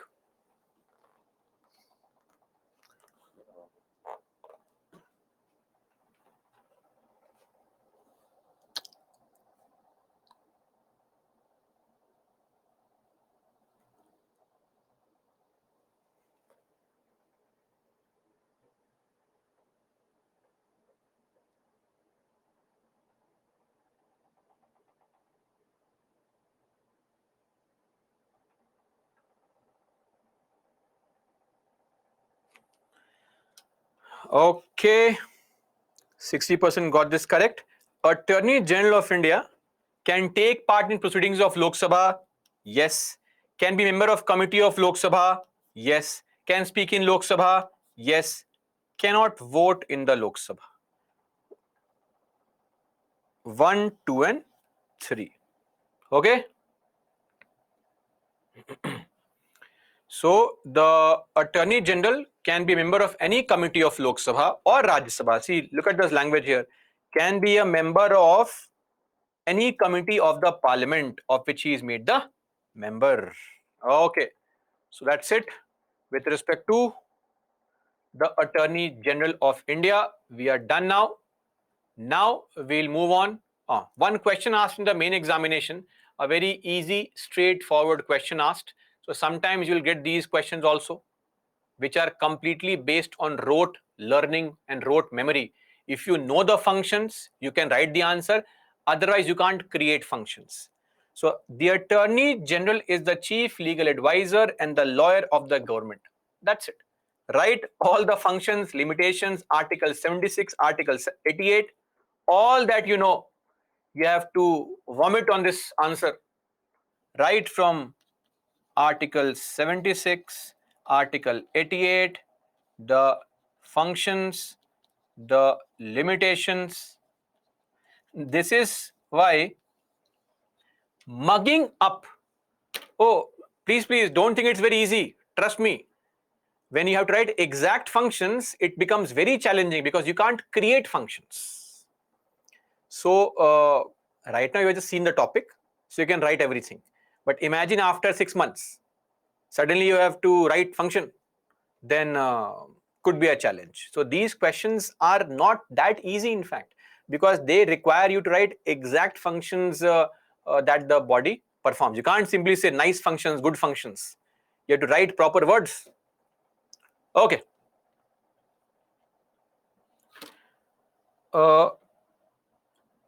Writing article, Sakshi, is important. See, it gives a better presentation. Think of it. When you talk to somebody, addressing politely, is it important? No, but if you address politely to somebody, it is nice. So writing articles actually helps you in presenting your answer better. You will come across as somebody who knows well. And sometimes when you write an article, an entire statement can replace an article. You will save on lot of words by writing articles. Let us say you have to write a statement called the executive is accountable to legislature. Don't write this. Article 75, clause 3. That's it. 7 words, 1 word. Yes. You should learn the articles which I tell you are important. You should learn. Now coming to, we are done with the union executive. Let's discuss union legislature, the chapter parliament now. Okay. Starting with, this is the parliament. Starting with a very important point. There is an article 79. This is article 79. Article 79 says organization of the parliament. How is the parliament organized? So Parliament contains Lok Sabha, Rajya Sabha, and the President of India. So when you say Parliament, strictly speaking, it comprises of Council of States. This is Rajya Sabha. It comprises of House of People. This is Lok Sabha. And of course, the President of India. All three people are a part of Parliament. Now, in the Constitution, you will find the word Council of States and House of People. These words, Lok Sabha and Rajya Sabha, came into picture and came into use for the first time in 1954, 23rd of August. No need to know this information. But don't worry, in the exam, in your answers, you can freely write Lok Sabha, Rajya Sabha without any problem. Okay? Starting with, oh, somebody says, why is the carpet red or green? So, there's a very interesting situation here. If you Google search for this is Lok Sabha. And if you search, why is the carpet of Lok Sabha green? Stupid answers will come up. Like, carpet is green because leaders are elected from the grassroots. That is why green. It makes no sense. The carpet is green and red because in UK they had green and red. It is just a matter of convention. That is how it was done. In UK, maybe House of Lords had a red carpet to represent the elite people. Red carpet welcome. In India, it is just convention. They had red carpet and green carpet. That's it. Okay. So these are all the members. MPs will sit here. Some officers sitting here who are managing what the MPs say. And this is the big boss, the presiding officer, the chairperson. Here also, this is a chairperson, sorry, the speaker. This is a team which is managing what is happening here, recording, typing everything. And these are all our MPs. Starting with the very first house, which is the House of People or the Lok Sabha, also called the lower house. Look at the photograph, fighting, slogan, poster showing, throwing paper, rowdiness is a symbol of Lok Sabha. Always fighting, arguing, shouting, running, traveling here and there, complete commotion. As your teacher in school used to say, fish market. So they leave their seat. This is called the well of the house. This area is called the well of the house. Well. It is not allowed to come in the well of the house, but still they will. It is not allowed to show posters, placards in the parliament. Still they will show. What to do? Anyway, coming to firstly composition. So what in the constitution, what is the maximum permissible strength?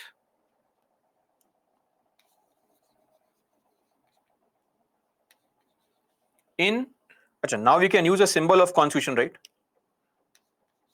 In constitution. This symbol of constitution is only for the class. This class. Don't use this in the examination. Evaluator does not know this. Okay? So in the constitution, it is said that the maximum number of MPs that can come from all the states will be 530. From UTs, 20.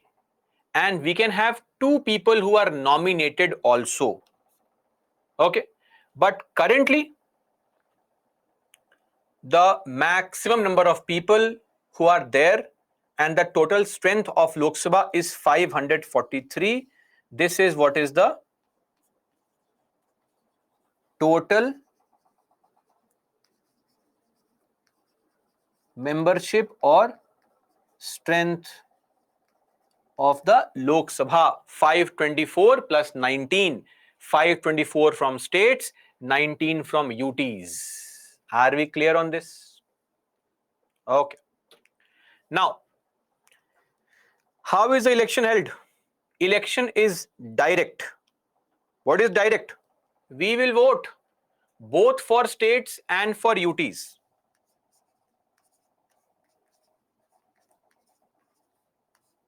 as well as UTs. So what happens is, look at this. Constituency. What is a constituency? Constituency is a small area. So our entire country is divided into small areas. Who divides the country into small areas? We'll discuss later on. But the entire country is divided into small areas. That is called a constituency. Now, zoomed in image. People from Northeast would know all these states. Arunachal, see, this is one constituency, entire area. This is the other constituency. This is one constituency. This is the other constituency. All these are there. This is Assam. See, West Bengal, densely populated, small constituency size, too many people. Arunachal, very sparsely populated, big constituency. Because the boundaries are drawn based on population. So if in a small area, a lot of people are living together, we have to make small constituencies. In a area where very few people are living, we'll make a large constituency into one constituency. Are you clear? So numbers are given for state. In Arunachal, this is Arunachal Pradesh. How many constituencies are there? 2. Meaning how many MPs from Arunachal? 2. Okay. Look at, say, West Bengal. In West Bengal, you have 42 MPs. How many? 42. So how many constituencies? This entire area is divided into 42 parts. Are you clear? Constituency, everyone. The number represents the constituency, an area. Okay, just for your understanding. It is meant for your understanding. Don't worry. This, the entire map. If you belong to, say, Rajasthan, you will know Rajasthan. Or South India. Look at, say, Tamil Nadu. Tamil Nadu divided into 39 small parts. Where is 39? 39. Right from 1 to 39. Same goes for Kerala. 19 parts. Karnataka. So all these constituencies are divided into various small parts. Say 28 parts in Karnataka. Where is 28? 28. Are you clear? Every state, in fact, the entire country is divided into small parts called constituency. From each constituency, one MP is chosen or elected. Here also, one MP. Here also, one MP. Here also, one MP. You do this for 543 times. This is Karnataka. Okay? Yes, sir. UP, Maharashtra, same thing. Look at this entire country. Don't be upset. If I show every state, it will take half an hour. Right? No biasness against any state. It was just to showcase. This is there. The entire country is there. Why feel sad? Don't feel sad. Now, are we clear on what is a constituency? Everybody? And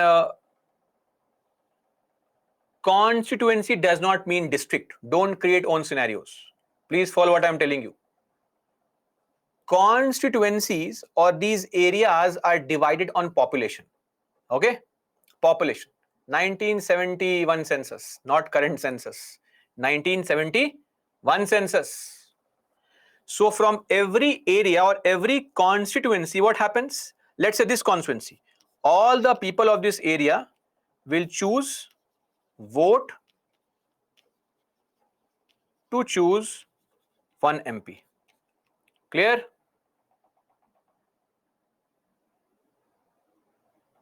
Now, elections are direct, so we vote. States, election is direct as per constitution. Same goes for the UTs also. UT means what? Union territory. Are we aware that Delhi is a UT, Chandigarh is a UT, Pondicherry is a UT? They also have people there, right? They also choose somebody who goes and sits in Lok Sabha. So this is how MPs of Lok Sabha come. Okay. This is how MPs of Lok Sabha come. The same thing happens in states also. When we discuss the state legislature, in your state, the same thing is done. For state, the constituency is smaller. There you will have one MLA. MLA in state constituency, MP in the central constituency. Are we understanding a difference? MLA is for states, MP is for center. As far as UTs are concerned, election in UTs is not direct in the constitution. Election in UTs is done directly only, but it is mentioned somewhere else. It is mentioned in a law called UTs Direct Election to House of People Act 1965. Okay, as per this law. And whenever you have election which is direct, what is the system used? First past the post. What is the meaning of first past the post? Do you remember? Under the topic percent, I had explained this point. Whoever gets the highest number of votes is declared a winner. Whether you get 10%, 20%, 30%, we don't care. If you get the highest number of votes in your area, you are the winner. As simple as that. Okay?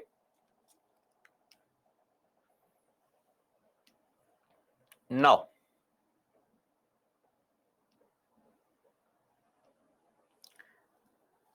this is first past the post, which is different from proportional, because there you have to get more than half. Here you have to get highest votes. So let's assume a situation where, example, there is a constituency. Constituency means area. Okay? Area. It has 100 voters. And there are 4 candidates who are contesting election. They all want to be MP and harass people. A, B, C, D. A gets 24 votes, B gets 25 votes, C gets 26 votes, D gets 25 votes. Who is declared the winner? C is declared the winner because C gets the highest number of votes. Okay. Secondly, we have universal adult franchise. What is the meaning of this? This means adult suffrage. It is not suffering, suffrage.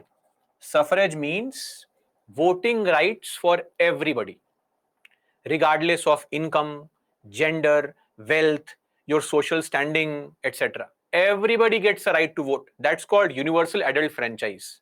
So in our country, everybody gets a right to vote based on the only condition being voting age. So this is to showcase that India has given voting right to everybody, unlike some other countries. The Western countries, for example. In Western countries like say USA, voting rights were not given to everybody at the same time. Initially, only rich white men could vote. Then all white men got the chance to vote. Then all white men and women got the chance to vote. Then black people got the chance to vote. But in India, from 1950 onwards, everybody has a chance to vote. Man, woman, rich, poor, wealthy, whatever social standing you have, political behavior you show, right to vote. The only point is your voting age is 18. So this is now 18. This used to be earlier, how much? 21. Increased via, sorry, not increased, decreased. Decreased via 61st Amendment Act 1988. So in 1988, we amended the constitution and we said voting age will now be 18 and not 21. So people who are 18 or above are allowed to vote. Okay. One more thing. How many MPs are there in Andhra Pradesh? You will say sir 25. Bihar 40. Tamil Nadu 39. Goa, only 2. Nagaland, Mizoram, 2. UP, 80 MPs. MP, 29 MPs. Meghalaya, 2 MPs. All these things, that how many MPs are going to be there from your state, meaning how many constituencies will be there in your state, or your state is divided into how many areas. Where is all this mentioned? Number of MPs allocated to each state in Lok Sabha. This point is mentioned under Schedule 1 of RPA 1950. Relax. I'll tell you. RPA stands for Representation of People's Act.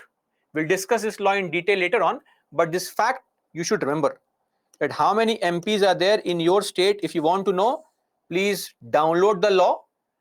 In the first schedule, you'll find an entire list of how many MPs are there in your state. Are we clear on this, everybody? Hopefully we are clear on this with no concern.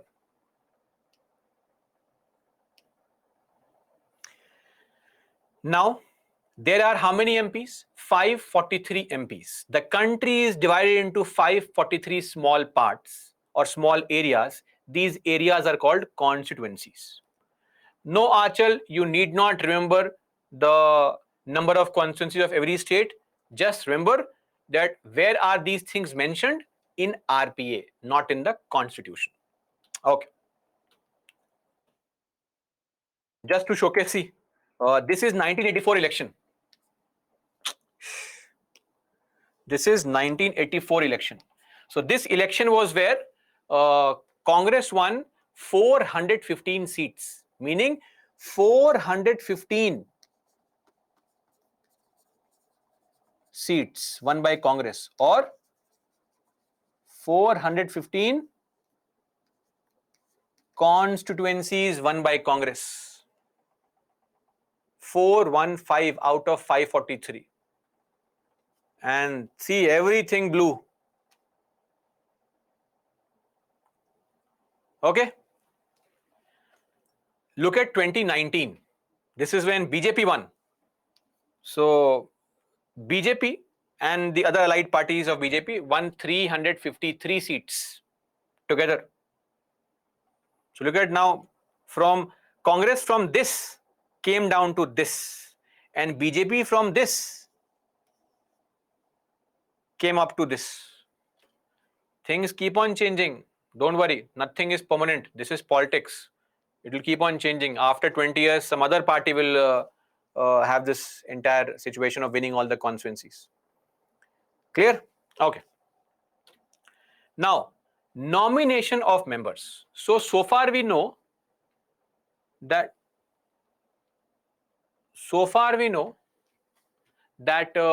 there are 12 people who are nominated in the Rajya Sabha by the president. But in the constitution, there is an article 331.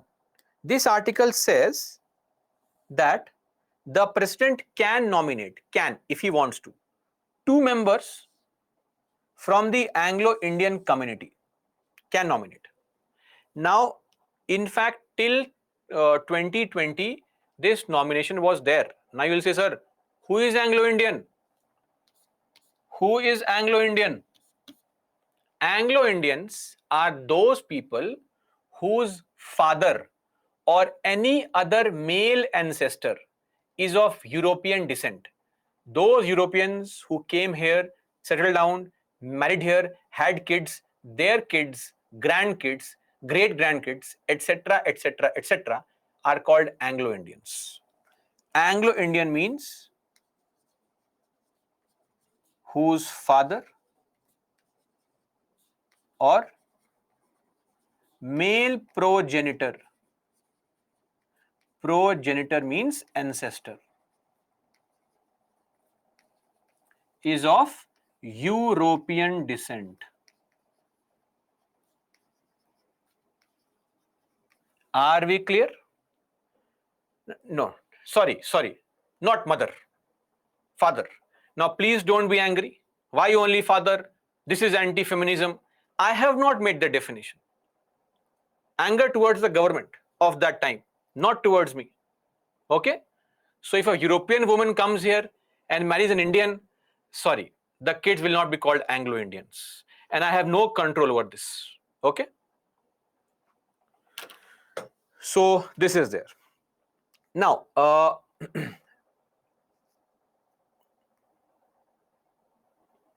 the point is that when the Britishers left, these Britishers wanted that the Anglo-Indians who had settled there, they said that when you are leaving right now, we came here because you were ruling this country, we were comfortable.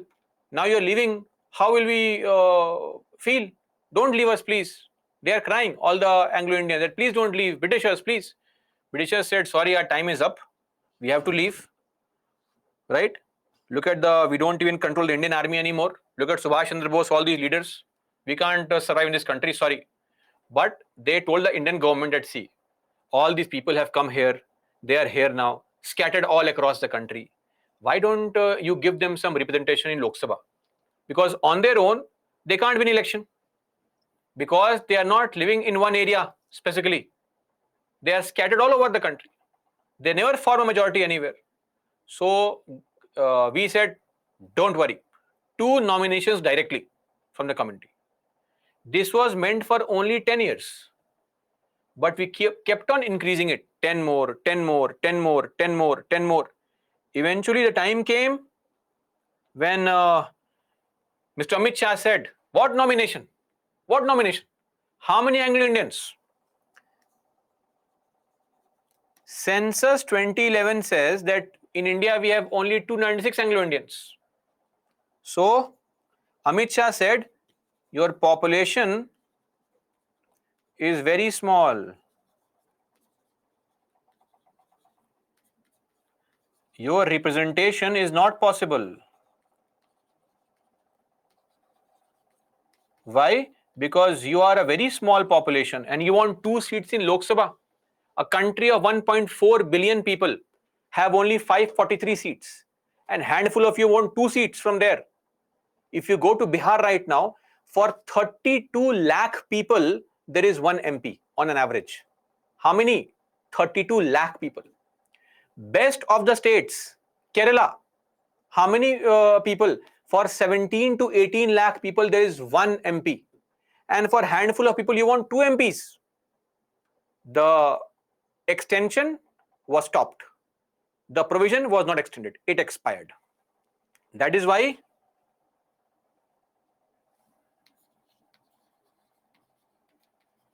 expired in 2020. On the 25th of January 2020, this provision expired. Members did not expire. Wait, somebody will say, sir, members have died or what? No, no, no. Let me correct. Provision expired. Okay?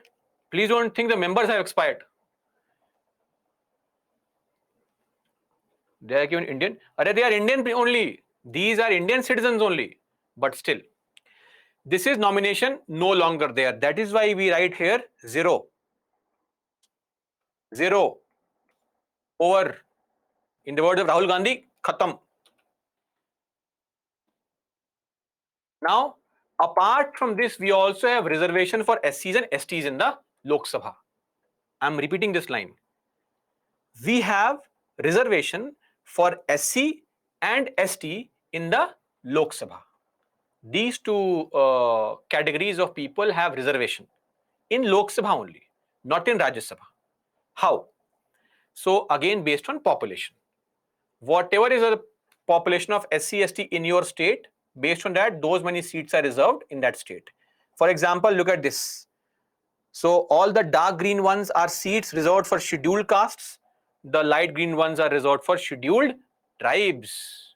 So this reservation was also meant for 10 years only, but we have amended the constitution and we have been increasing the reservation for next 10 years. Last time, through the 104th Amendment Act, we did not extend the reservation for Anglo-Indians, but we did for whom?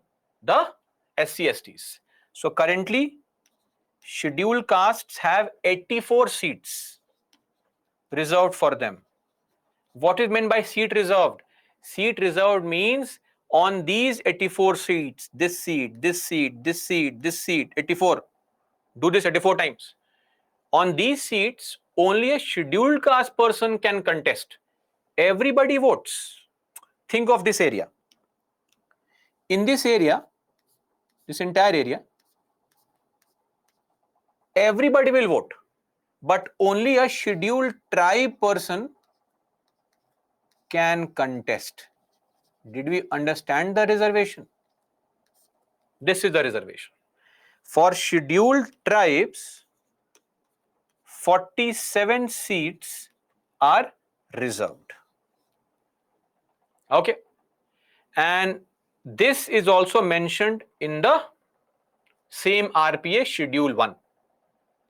So just to give an example, let's say Bihar. Bihar has 40 MPs in the Lok Sabha, out of which 6 seats are reserved for scheduled castes. Some state like say Mizoram. Mizoram has 1 MP and that seat is reserved for scheduled tribe person only. Or Arunachal, all seats reserved for scheduled tribes only. Or say Manipur. Manipur has 2 MPs, 1 seat is open, 1 reserved for scheduled tribe. Then some states like say MP. MP has 29 seats. MP has both SC population, ST population. So in MP you will find that some seats like 4 seats are reserved for scheduled castes and 6 for scheduled tribes. Some like UP, they have no ST population. So out of 80 seats, 17 are reserved for scheduled caste only. So look at UP. In UP, no reservation for scheduled tribes. Can you see this? Right? So don't worry on these numbers. Nobody is going to ask you in the examination. If you want to impress somebody, then remember the numbers. Otherwise, in the exam, not important. And who gets impressed by these numbers, I don't know. Anyway, some UPSC aspirant only. So if that is what you are targeting, then mug up these numbers. Otherwise, in exam, not important. So this is all about the Lok Sabha. I hope we are clear now. Election, we vote. People who are 18 and above vote. Not those who are sitting here who are under 18. They can't vote, sorry. Grow up first and then you will vote. And we will vote and we will choose the people with respect to the membership in the Lok Sabha. Now coming to Council of States, Rajya Sabha, nice, decent house. Okay, no fighting going on. Normally, Rajya Sabha is a very decent house and members normally don't fight. Composition. Now, please understand that Rajya Sabha is the representation of states in the parliament. Very, very important. This line is important. Representation of states in the parliament. You will say, sir, Lok Sabha also? No. Lok Sabha is not the representation of states in the parliament. Lok Sabha consists of MPs who are representing this small area. Okay. So if this is some area and this area has chosen one person, this person's task is to represent this area only. If I win the election here, I am not representing Kerala. I am only representing this small area, the small constituency. Okay? Maybe my constituency or area lies in Kerala, but I am representing only that small area. But when it comes to the Rajya Sabha, then we represent the entire state. So if I am an MP from Rajya Sabha, I am representing my entire state. Clear? Okay. Who is sitting behind the pillars? They are members from the press, etc., who can sit here and observe. Okay? So you can also go take permission and go and sit there with permission. Now, all the states collectively can have maximum 238 MPs. All the UTs can have collectively 238. Now, not every UT gets representation in the Rajya Sabha. Only 3 UTs have representation in Rajya Sabha. I am repeating it again. Only 3 UTs have MPs in Rajya Sabha. Those are the 3 UTs which have legislature. Jammu and Kashmir, 4 seats. Delhi, 3 seats. And Pondicherry, 1 seat. Only these 3 UTs have representation in the what? Rajya Sabha. Why? There's a reason for it. The reason is that how are the MPs of Rajya Sabha elected? By the MLAs of the state. Are we clear? The election is indirect, meaning we don't vote. Like we choose the local MP for Lok Sabha, but for Rajya Sabha, we don't vote. MLAs of the state, all the MLAs of your state will vote and choose who will be the MP in Rajya Sabha from your state. Every state is given some fixed number of seats. For example, look at this. Andhra Pradesh. Andhra Pradesh has 11 seats in the Rajya Sabha. So these 11 MPs will be chosen by all the MLAs of Andhra Pradesh. Okay? Bihar has 16 seats in the Rajya Sabha. These 16 people are chosen by all the MLAs of Bihar. UP has 31 seats. Those MPs are chosen by MLAs of UP. Nagaland, Manipur, Tripura, Sikkim, Mizoram, all these have 1 MP in the Rajya Sabha. They are chosen by MLAs of those states. Are we clear? Members of Rajya Sabha are elected by the elected members of state legislative assemblies. So one very important point to understand is people vote to choose MP of Lok Sabha, MLAs of the state,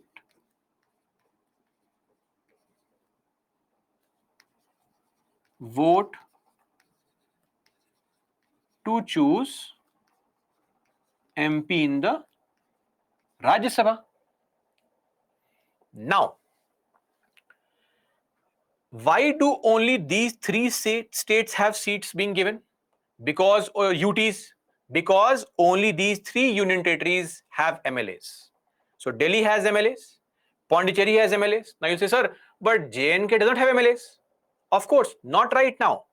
But J&K has been given the provision of having an assembly.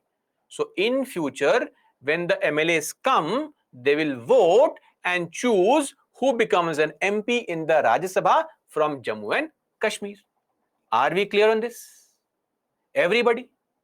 So this is how the MLAs vote and choose the members of the Rajya Sabha.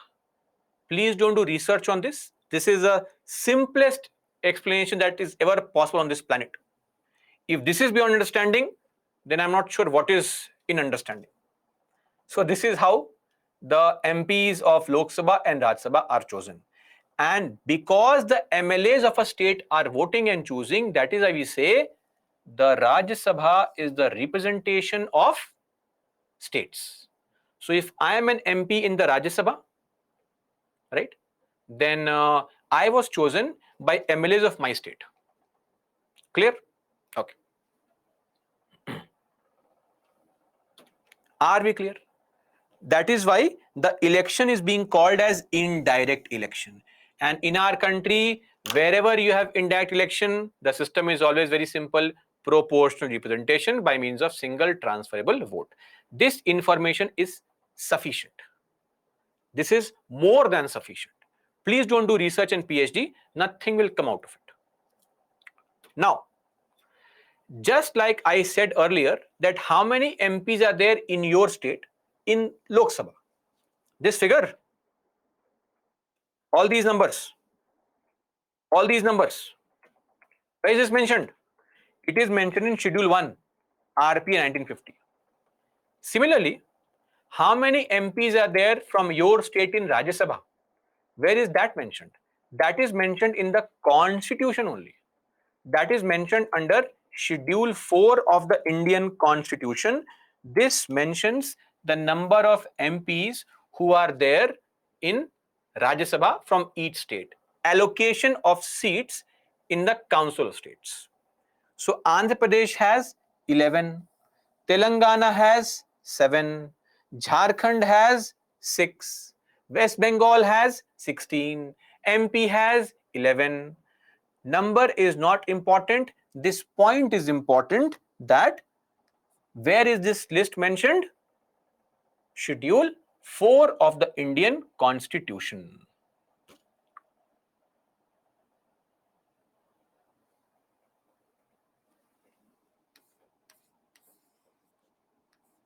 Okay.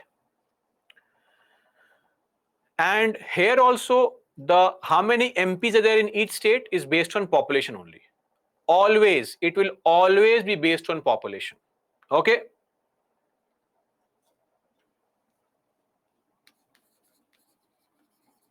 Based on population. Why does UP have 31? Densely populated. Why do Nagaland, Manipur, Tripura, Sikkim, Mizoram have 1? Sparsely populated. Why does MP have 11, being a bigger state, but West Bengal has 16? Because West Bengal's population is higher than MP. Okay.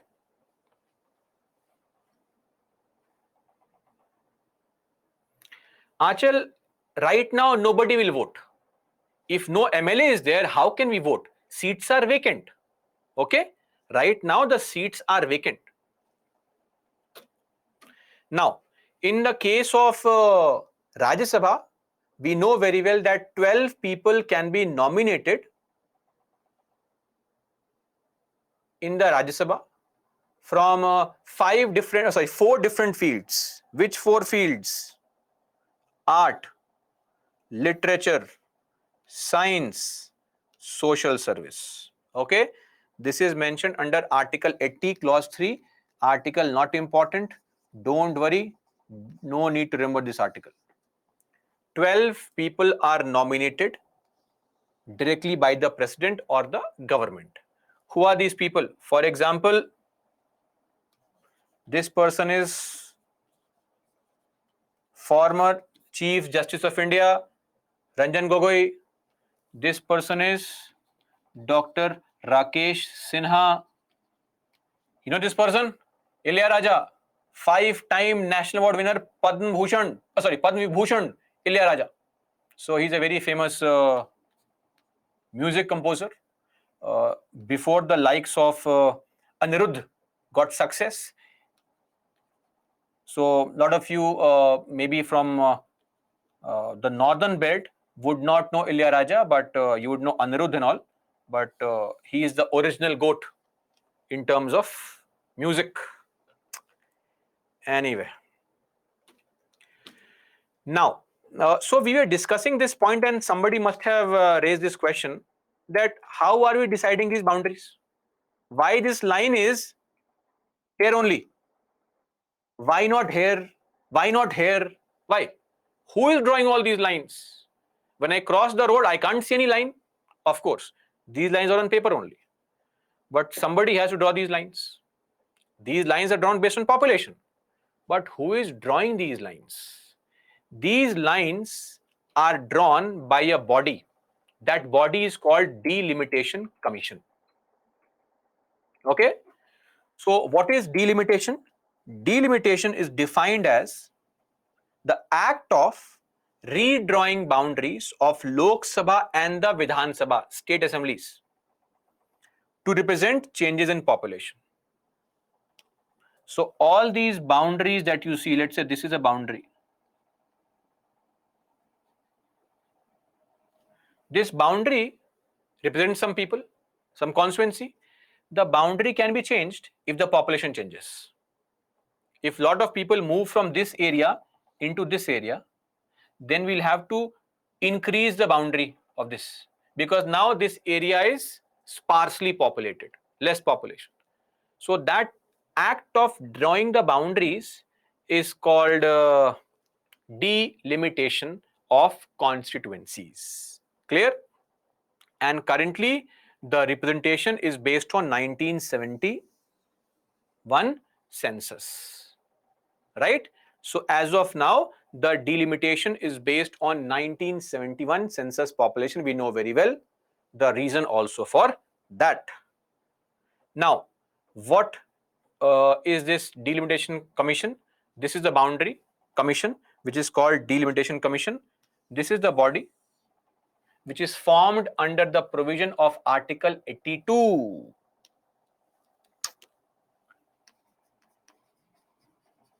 Formed under provisions of Article 82 of the Indian Constitution. So delimitation commission has basically two tasks. Two tasks are allocated. Function 1, function 2. What are the two functions?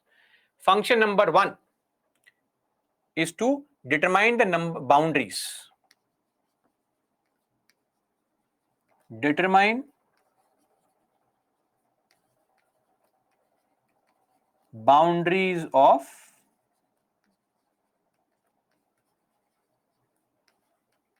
constituencies. Okay. Number 2, we saw here that some seats are reserved for SCs. Now you will say, sir, why only this seat for scheduled tribe? Why not this seat for scheduled tribe? This is decided by same delimitation commission. If you want to fight, go and talk to them. Why this, why that, they'll tell you the answer. They also decide or determine SC and ST reserved seat. Basically again based on population. Okay.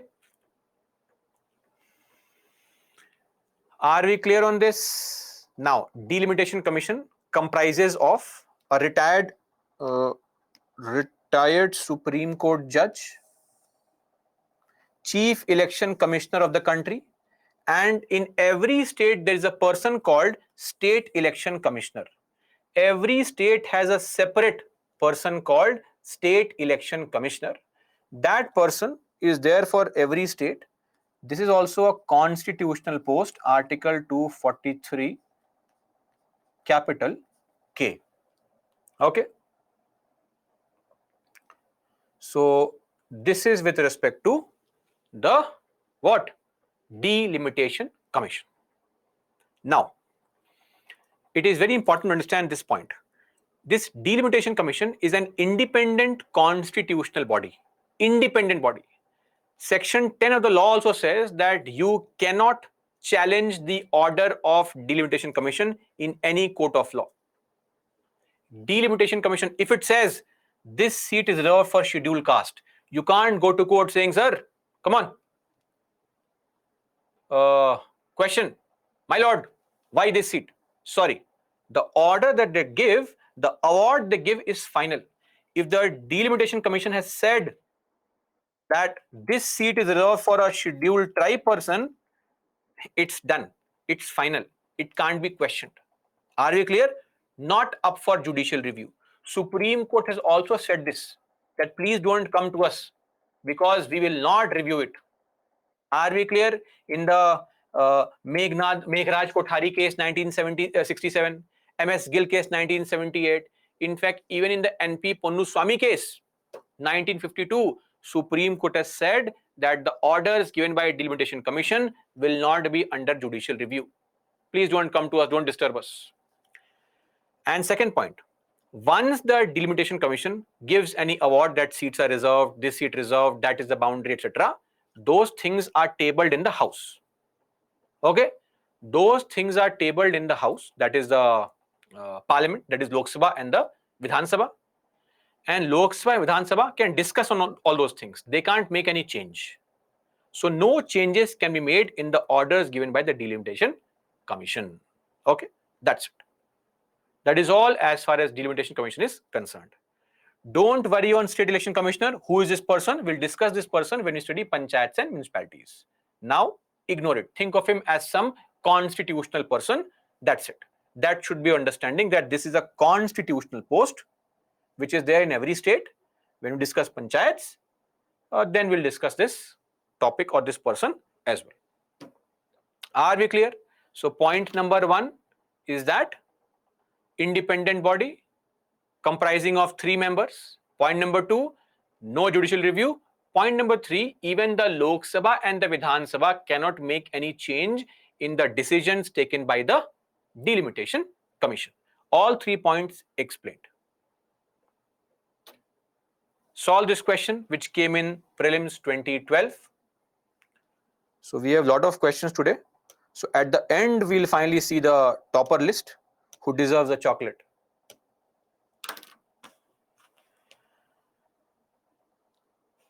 Pranay, any mains? What mains question from this? Yeah, this is so basic. No mains question possible from this. Shruti, second function done by president? Which second function? SC/ST seat in Lok Sabha. It is different from categorizing people as SC/ST. Are you getting confused there? Categorizing people as SC/ST, that is different. Don't jump to type the answer. You see your answer is wrong.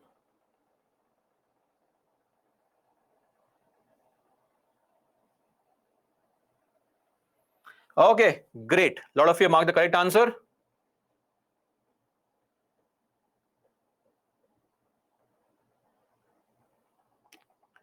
With reference to the Delimitation Commission, consider the following statements. The orders of the Commission cannot be challenged in a court of law. Yes or no? No challenge. When the orders are laid before Lok Sabha or Assembly, they cannot effect any modification in the order. No change can be made. The order is final. Both are correct. C, both 1 and 2. Okay. Now, membership of Parliament. To all those excited souls who want to be an MP in the country, Lok Sabha, Rajya Sabha, whatever, let me clarify what is the condition. Number 1, you have to be a citizen of India, not of USA, UK, or any other country, of India. Are we clear? Number 2, you have to take an oath. Once you become a member of the Parliament, then also, and before that also, to contest also. Remember, which schedule was that? Which schedule mentions the oath? Please write the answer. Let's see. Oh, somebody is writing wrong answer. Oh, nice. 2, 3, 7. Some other 4. Some other number also. 69. 52. How sweet. Oath of the ministers, oath of the MPs, MLAs, MLCs, etc. is mentioned under Schedule 3 of the Indian Constitution. Okay? Not under what all things you are writing. Schedule 3 of the Indian Constitution. Anyway, and there is an age criteria also. So if you are interested in Lok Sabha, 25 years or more, let me write or above. If you are interested in being a member of Rajya Sabha, then you have to be 30 years or above. Are we clear? Okay. Apart from this, one more thing. To be an MP in the country, to be an MP, Lok Sabha or Rajya Sabha, you should be an elector. What is elector? Voter. From any parliamentary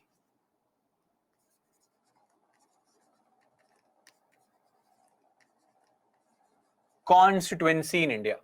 You have to be a voter. Number 2,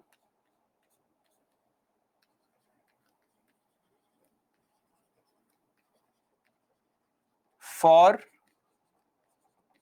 SC/ST seat, you must be a scheduled caste or scheduled tribe in the country. If you belong to scheduled caste, scheduled tribe community, only then can you contest elections for those posts. Are we clear on these two things? So this also shows one more thing, that if you want to be an MP of Rajya Sabha, your name should be in the voter list anywhere in the country. If I want to be an MP, I think I explained this point on Nirmala Sitharaman's example.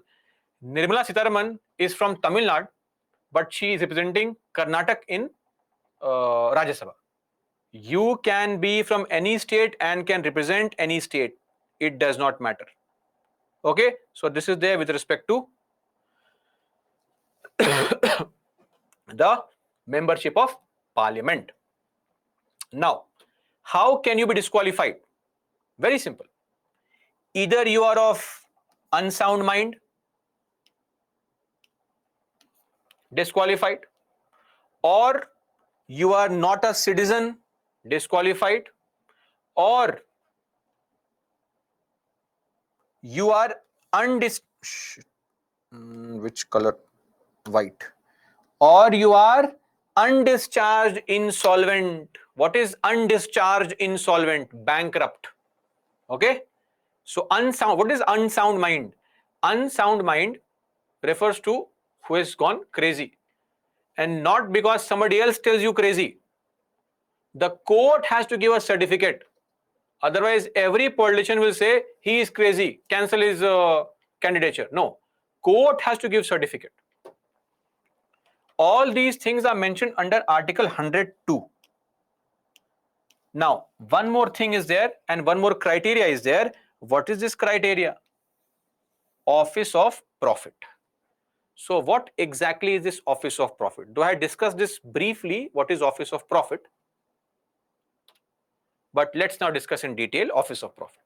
So office of profit refers to a position that brings to the office holder some financial gain, some financial advantage or benefit from the government. From government, center or states, whatever, does not matter. One more thing, this office of profit is not defined in the constitution. Okay, not defined in the constitution. Clear?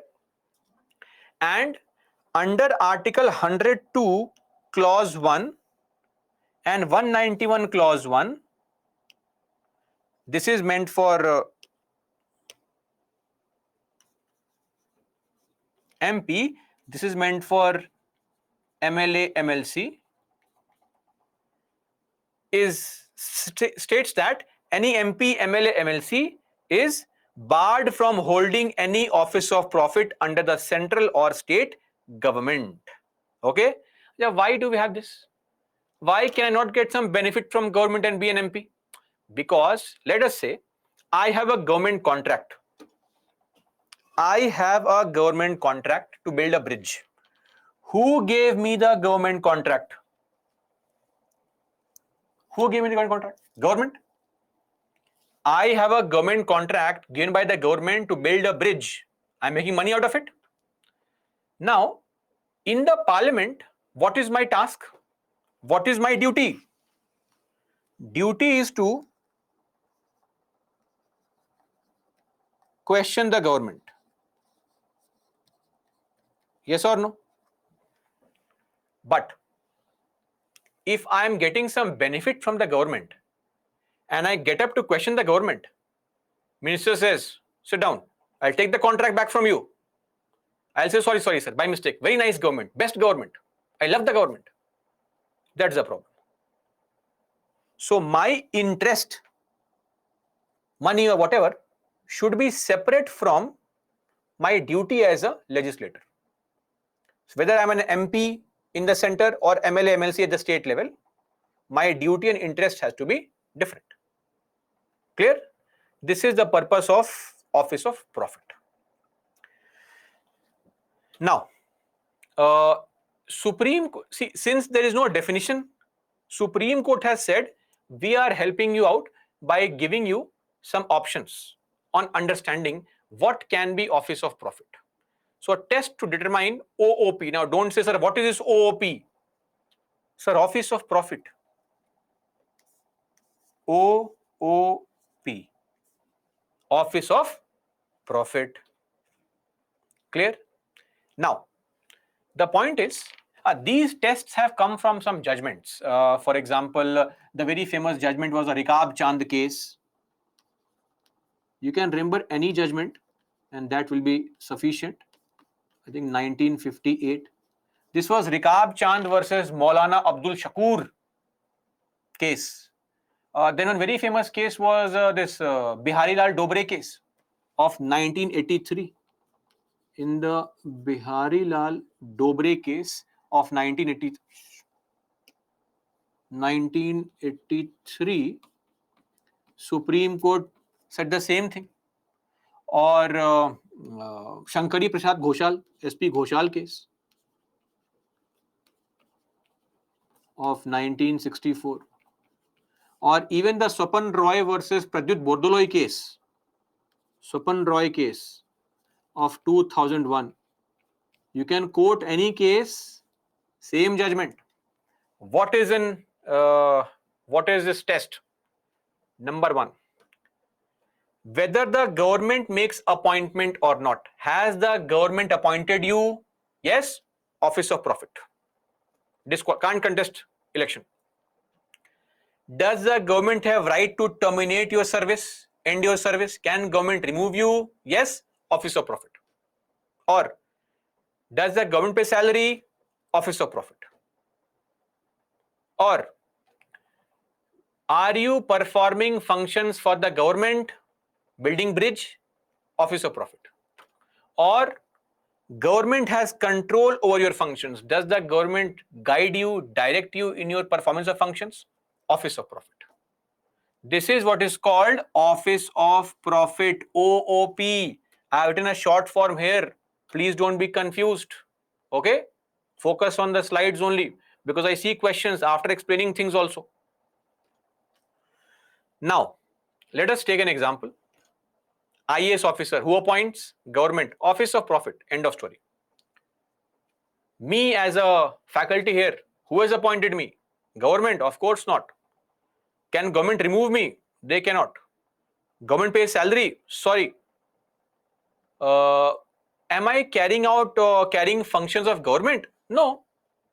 Can the government tell me what to teach? Of course not. Not an Office of Profit. I can contest elections. Okay. So, but as an IAS, you cannot.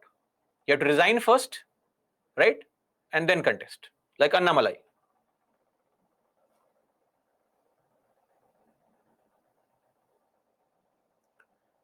So, that is there. Now, there are some posts, despite getting benefit from government, they are still exempted. Some posts are exempted. Meaning, government may be appointing them, government may be removing them, maybe government pays the salary, but still they can contest elections. A very good example is ministers. Are ministers not MPs? Yes, they have to be an MP. Who is paying salary? Government only. Who is appointing? Government only. Who is removing? Government. Ministers are government. Or what is LOP? Don't know right now, but LOP stands for Leader of Opposition. Don't worry, we'll discuss this term later on. Leader of Opposition. Or there is a body called NCSC. What is NCSC? National Commission for Scheduled Castes. In case you have missed out on the full form, I am repeating, you can Google search also. National Commission for Scheduled Castes, National Commission for Scheduled Tribe, National Commission for Women, etc. These are all examples of people who are appointed by the government, who are paid salary by the government, but still they are allowed to contest elections. That is why the law says Parliament Prevention of Disqualification Act. You will not be disqualified. It declares that certain offices of profit under the government shall not disqualify the holders thereof for being chosen as or being members of the parliament. So even if I am holding this post, I will still not be disqualified from contesting elections. Are we clear? This is the Prevention of Disqualification Act 1959. That's it. Solve this question asked in 2019. 45 seconds, too much of time.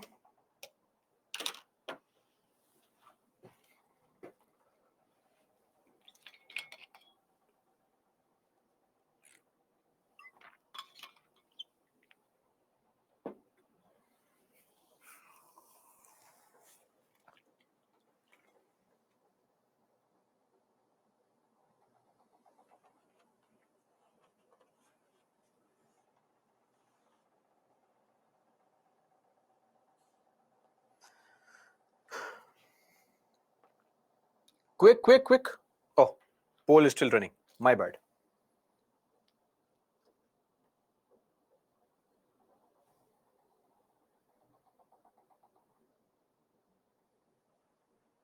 Some people I am finding are marking answers, but incorrect answers, not focusing on the class at all. Huh? Why these people have marked D as the answer? The term office of profit is well defined in the Constitution of India. Do you have attention span of a squirrel or what? I mentioned it not defined in the Constitution. How can you in 5 minutes mark this answer as wrong? That is why the focus is not on learning, but what can I say? Anyway, 3 is wrong. The term office of profit is not defined in the Constitution. Remove 3 and you get the answer. This becomes wrong, this becomes wrong, this becomes wrong. 1 is the answer. That's it. Now, the Parliament exempts several posts. Yes, this is correct. The above mentioned act was amended 5 times. This is a very difficult statement to understand. Trust me, there are hundreds of laws. How many times has the law been amended? We can't keep a track of all that nonsense. That is why the question was framed in such a fashion that whether this is right or wrong is of no concern to us, because we can simply eliminate the option and get the right answer. Right? That's why. Okay. Moving on. We have seen this article before, that is under the chapter precedent. Decisions on questions as to disqualification of members. If any question arises, whether a member of either house, Lok Sabha, Rajya Sabha, has become subject to any disqualification, the question shall be referred for the decision of the President, and his decision shall be final. Final decision. You'll say, oh, President's power, amazing power. But wait, don't be excited.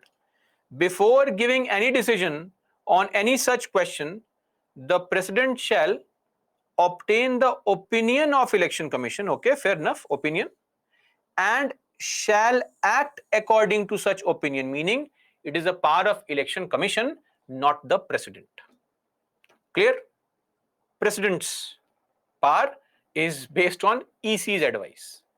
Otherwise, you have seen this under discretion list. It is not there.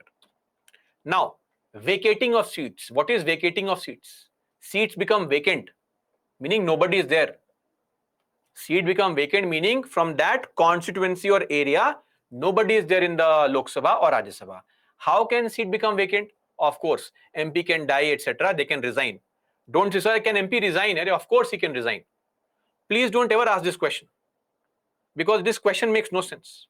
Anybody can resign at any point of time. Okay? So this is your right. You can't be forced into working. You can resign. Now, there are certain situations where some over enthusiastic people, greedy people, can be disqualified. How? Let us say you are somebody who sits for 2 examinations at the same time, like these people. If a person is elected to both the houses of the parliament at the same time, meaning you become MP of Lok Sabha and Rajya Sabha, you win elections at the same time. Amazing. You can't sit in 2 seats, run in the Lok Sabha, sit there, run to Rajya Sabha, sit there. No, sorry, 1 seat only. Okay? You must intimate within 10 days. Intimate to whom? Not to God. Intimate to Election Commission. To Election Commission of India. Within 10 days, in which house you desire to serve. You have to choose. I want to be MP of Lok Sabha. I want to be MP of Rajya Sabha. You please give in writing. Don't be greedy. If you act over smart and don't give information, then your seat in Rajya Sabha becomes vacant. You are made MP of Lok Sabha. You are told, sit here only. Don't move. Are we clear? This is mentioned under section 68 of RPA 1951. Again, I am saying RPA is a law which is called Representation of People's Act 1951. Okay. And before somebody says, sir, can I take back my intimation? What if I send letter that I want to choose Lok Sabha, but next hour I think, no, I want Rajya Sabha. Sorry, you can't. This is not a joke. Once you send the intimation, it cannot be taken back. Second thing, if you are already a member of a house, like those officers, some Indian Postal Service officer says, Indian Postal Service is not fun. I want to be IAS officer or IPS officer. I can't harass anybody. I am only harassing by stealing their letters. Who writes letters? I want to harass people by putting them in jail. IPS officer. I want to take the exam again. Once he takes the exam and clears the exam, you cannot be the IPS officer here and Indian Postal Service officer there. No, choose one. Clear? If a sitting member of one house is also elected to the other house, his seat in the first house becomes vacant. On the date of being chosen as MP in the new house, your old house seat becomes vacant automatically. This is section 69 of RPA 1951. For example, Mr. Amit Shah in 2017 was an MP in Rajya Sabha from Gujarat. Okay. Later on, in 2019, while being an MP of Rajya Sabha, he won the election in Rajasthan, in Gandhinagar constituency, became Lok Sabha MP. So this seat became vacant and he was an MP in Lok Sabha. Clear? That's it. There is no need to mug up all these sections. I'm just mentioning them. Don't mug up. Towards, okay, just to clarify to everyone, there is no need to ask this in between the class. Should I mug up this article? Because after every module, as you have seen earlier also, I have mentioned which articles are important. So don't worry. Don't stress yourself out on unnecessary information. So I'll tell you, once this chapter Parliament is over, I will personally tell you, I'll write it here. Don't worry. Which articles are important? Others, ignore it. Simply ignore it. Difference between these two is that here you are not a member of any house and you get elected to both the houses together. You are right now an innocent aspirant and suddenly you clear UPSC also and your state PCS also at the same time. Magical. That is case 1. But case 2 means you are already an officer in the UPSC and you are taking the exam again. That is case 2. I hope now it is clear. One more section of RPA, section 70, applicable to our Prime Minister. Do you remember in 2014, what happened? Mr. Narendra Modi in 2014 contested from two different constituencies. One was Varanasi.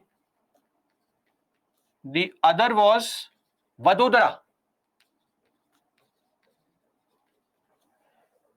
Now, will you say, sir, can we also fill up 2 forms? Sorry, you can't. These things are only for politicians to enjoy. So they can contest from maximum 2 seats. Clear? And he won from both the seats. Now 1 seat in the parliament for Vadodara, 1 for Varanasi. He cannot sit in both the seats. Not possible, very difficult.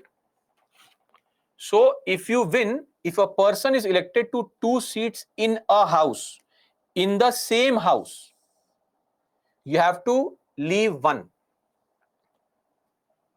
Inform the election commission within 14 days. Inform ECI within 14 days. If you are too confused, overthinker, should I choose Varanasi, Vadodara, Varanasi, Vadodara? If you keep on thinking only, after 14 days, both the seats are vacant. You are said, sorry, get lost. So overthinkers, be aware. Please choose quickly. So he chose Varanasi. He said, sorry, Vadodara, I am going to Varanasi. And this seat became vacant. I hope this point is also clear. Then also in our constitution it is clearly mentioned. Article 101 clause 2. This article says that you cannot be an MP and an MLA at the same time. As simple. As I gave the example, you simply cannot be an officer in SPSC and officer in UPSC at the same time. You have to choose one. Okay? A person cannot be a member of both the parliament and the state legislature at the same time. If a person is so elected, his seat in the parliament becomes vacant if it does not resign from his assembly seat in 14 days. Clear? Okay. Apart from it, one more thing, like in your school days, you had to give application for leave. So here also, since MPs are coming and sitting in the house, sittings are going on, if you are absent, you have to give application. Otherwise, if a legislator is absent from all its meetings, meaning parliament's meetings, for a period of 60 days, without its permission, he may be disqualified. May. So this is also mentioned in the constitution only, same article, different clause.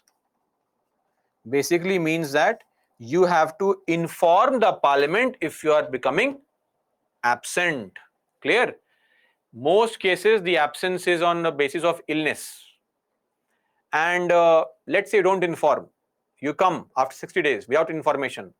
The presiding officer will ask you, where are you? You can say, sir, I had sent you message. You have blocked me on WhatsApp. Sorry, I could not inform. What to do? But otherwise, you have to inform. No problem. Lot of our MPs are there whose attendance was less than 10% also. Don't worry. This was there with respect to vacating of seats. We know this information. Should I explain this again? Makes no sense. sessions of parliament. We know very well. Remember, the president shall from time to time summon each house of parliament to meet at such time and place as he thinks fit. Maximum gap between two sessions. What is this gap called? Recess. Somebody says, sir, who will become the MP in this new seat? Re-election will take place. Simple. 3 sessions are held normally: budget, monsoon, winter session. Then tenure of MPs. See, oath you know, right? Oath is mentioned in Schedule 3. What is tenure of MPs? Tenure of MP of Rajya Sabha is 6 years. Okay? This means after every 6 years, that seat becomes vacant. And entire Rajya Sabha never becomes vacant. In Rajya Sabha, 1/3 MPs retire every 2 years. So at any point of time, Rajya Sabha will have some MPs. That is why we say that Rajya Sabha is never dissolved.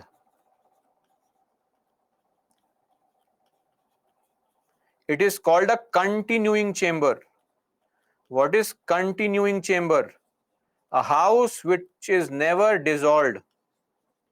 It is Lok Sabha which is dissolved.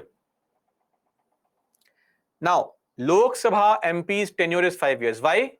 Because House tenure is 5 years. There is an Article 83 Clause 2 which says that after every 5 years, Lok Sabha is subject to automatic dissolution.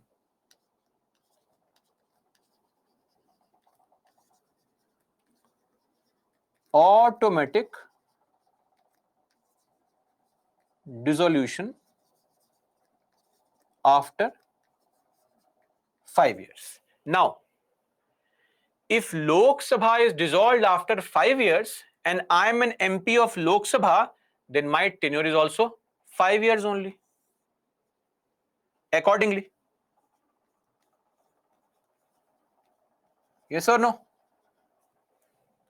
So it is not mentioned in the constitution that Lok Sabha MP tenure is 5 years. What is mentioned is the house will be dissolved in 5 years. We have re-election. Remember, general election is there after every 5 years. That is why Lok Sabha, which is the directly elected house, people get re-elected every 5 years. Rajya Sabha tenure is 6 years. It is mentioned in, again, one RPA, not in the constitution, section 154, RPA 1951. I'm just writing these RPAs. Don't mug up all these sections. Not required. But just know this information that something is mentioned in the constitution, something is not. That is what you should know. Okay? That's there. Also, please don't worry on this. You can be elected or nominated any number of times. Okay? And if you are elected from a vacant seat, you will only continue in the Lok Sabha till the House period is there. So only for the remainder period. That's it. Basic information on our MPs, their election, their tenure, all such stuff. And just to summarize this, we have salaries and allowances of our MPs, which is mentioned under this law. The salary and allowances are decided by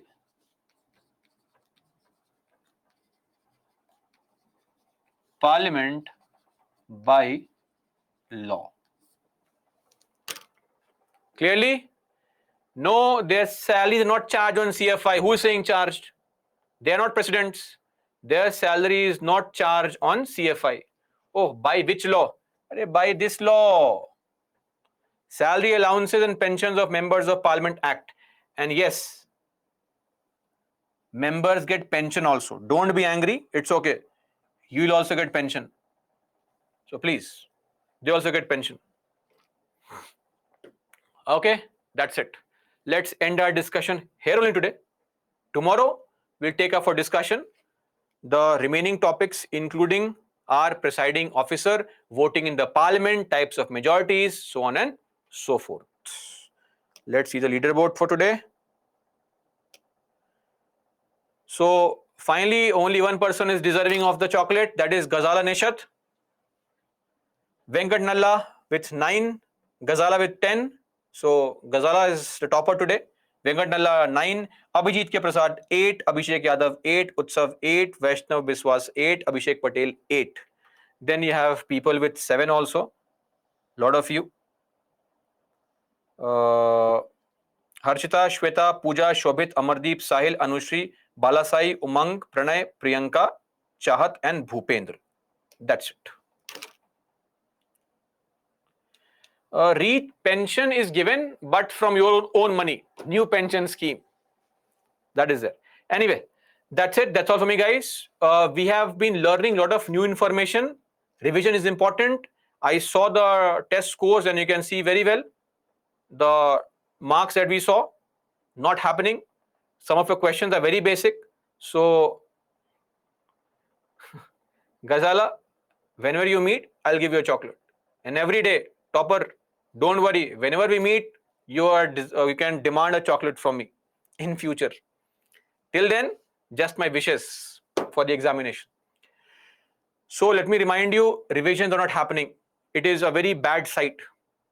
Seeing 30% getting right answers to very basic questions also. Please revise. Now the chapter Parliament is a very big chapter. Very big chapter. Very easy, but very big chapter. You'll have lot of small points from where lot of prelims-based questions can be asked. So please be careful. Revise 3 to 4 times before the class. That's all for me, guys. Jai Hind. Questions, if any, let's see. Disqualified members. Yes, sir. Once you were a member at one point of time, right? You'll get pension. Sneha, revision. Solving question, revision.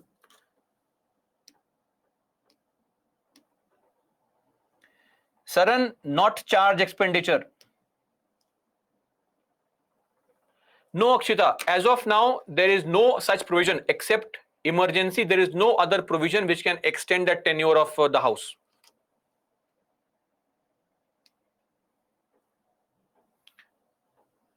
Divya, I think the books currently are out of stock for some people. So once they're in stock, I received some mail from some student. I asked the team also. So the books are currently out of stock. Don't worry. Once they're in stock, you'll get the books. So minor issues may happen.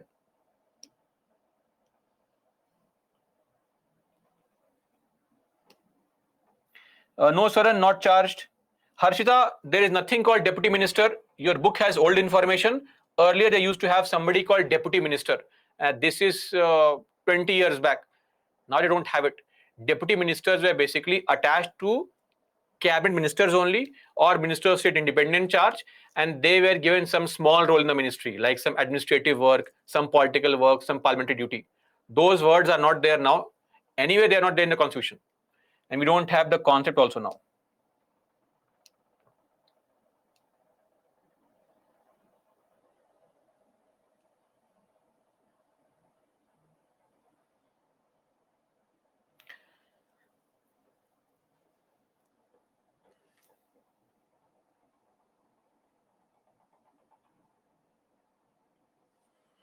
Bhavani, your question, I did not get it. Maybe it is out of context, so you'll have to try it again. MP Rajya Sabha retire, their tenure is 6 years. To give others a chance. And there's no limit. You can again get re-elected. Ask the state MLAs to vote for you again. No problem.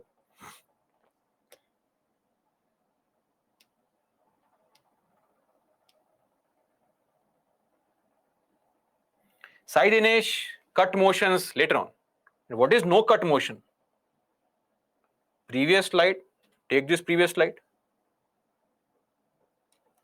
Kamal Pal, why it mentioned the constitution is because Rajya Sabha is the representation of states in the parliament. It's a federal feature wherein states have some power or some say at the central level. That is why it is mentioned in the constitution. And if you want to make any kind of change, it requires amending the constitution. So we cannot amend the constitution without for certain provisions without states' permission. It gives the states a sense of assurance that they also have a say at the central level. Anjali, read editorials. Abhishek, kitchen cabinet is not an official thing, right? You can't prove it. So what to do?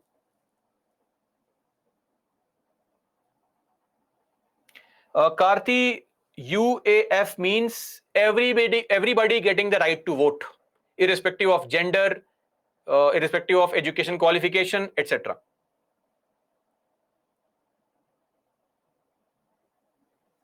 Cut motion, constitutionalism? Really? Did you pick up the wrong test?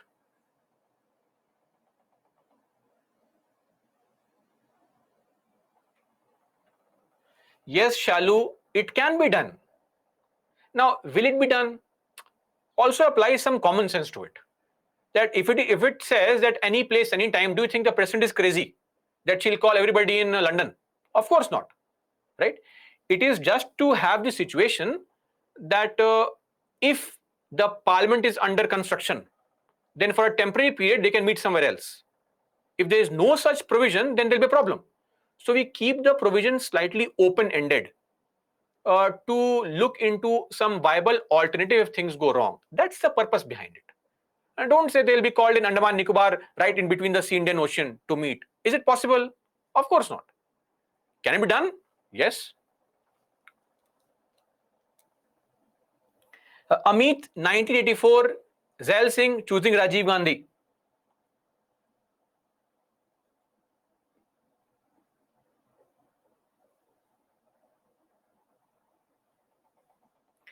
When Lok Sabha is dissolved, he is still the PM.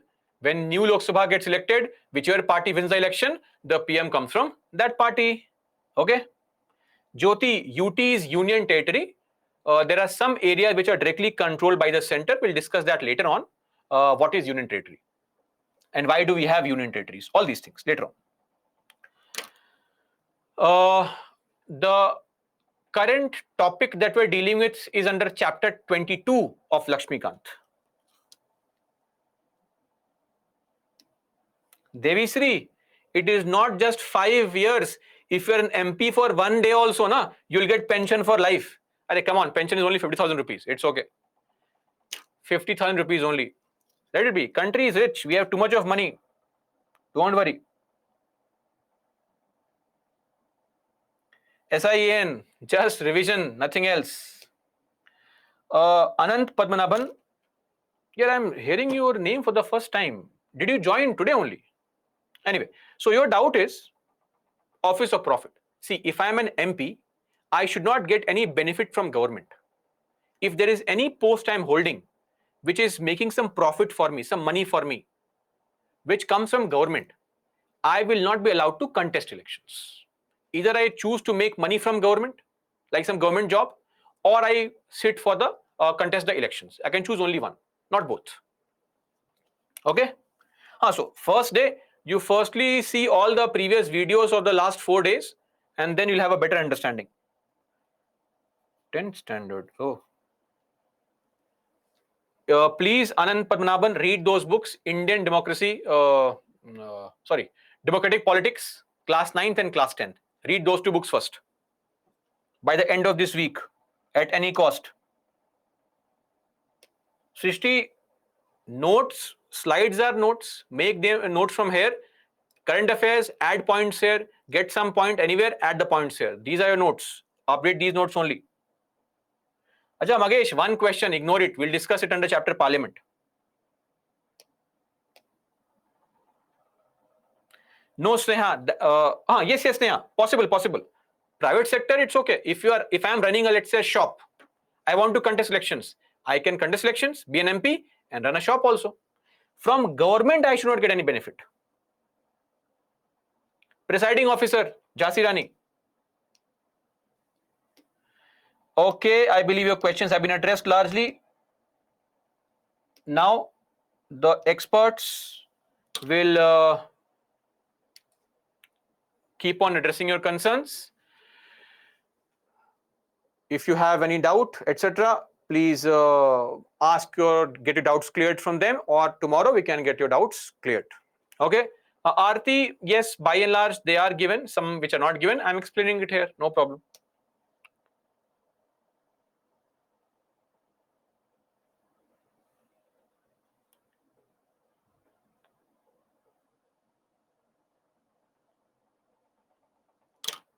Akanksha, it was only meant for Anand Padmanabhan, not for you. Okay, guys, let's meet tomorrow. Till then, that's all for me. Jai Hind.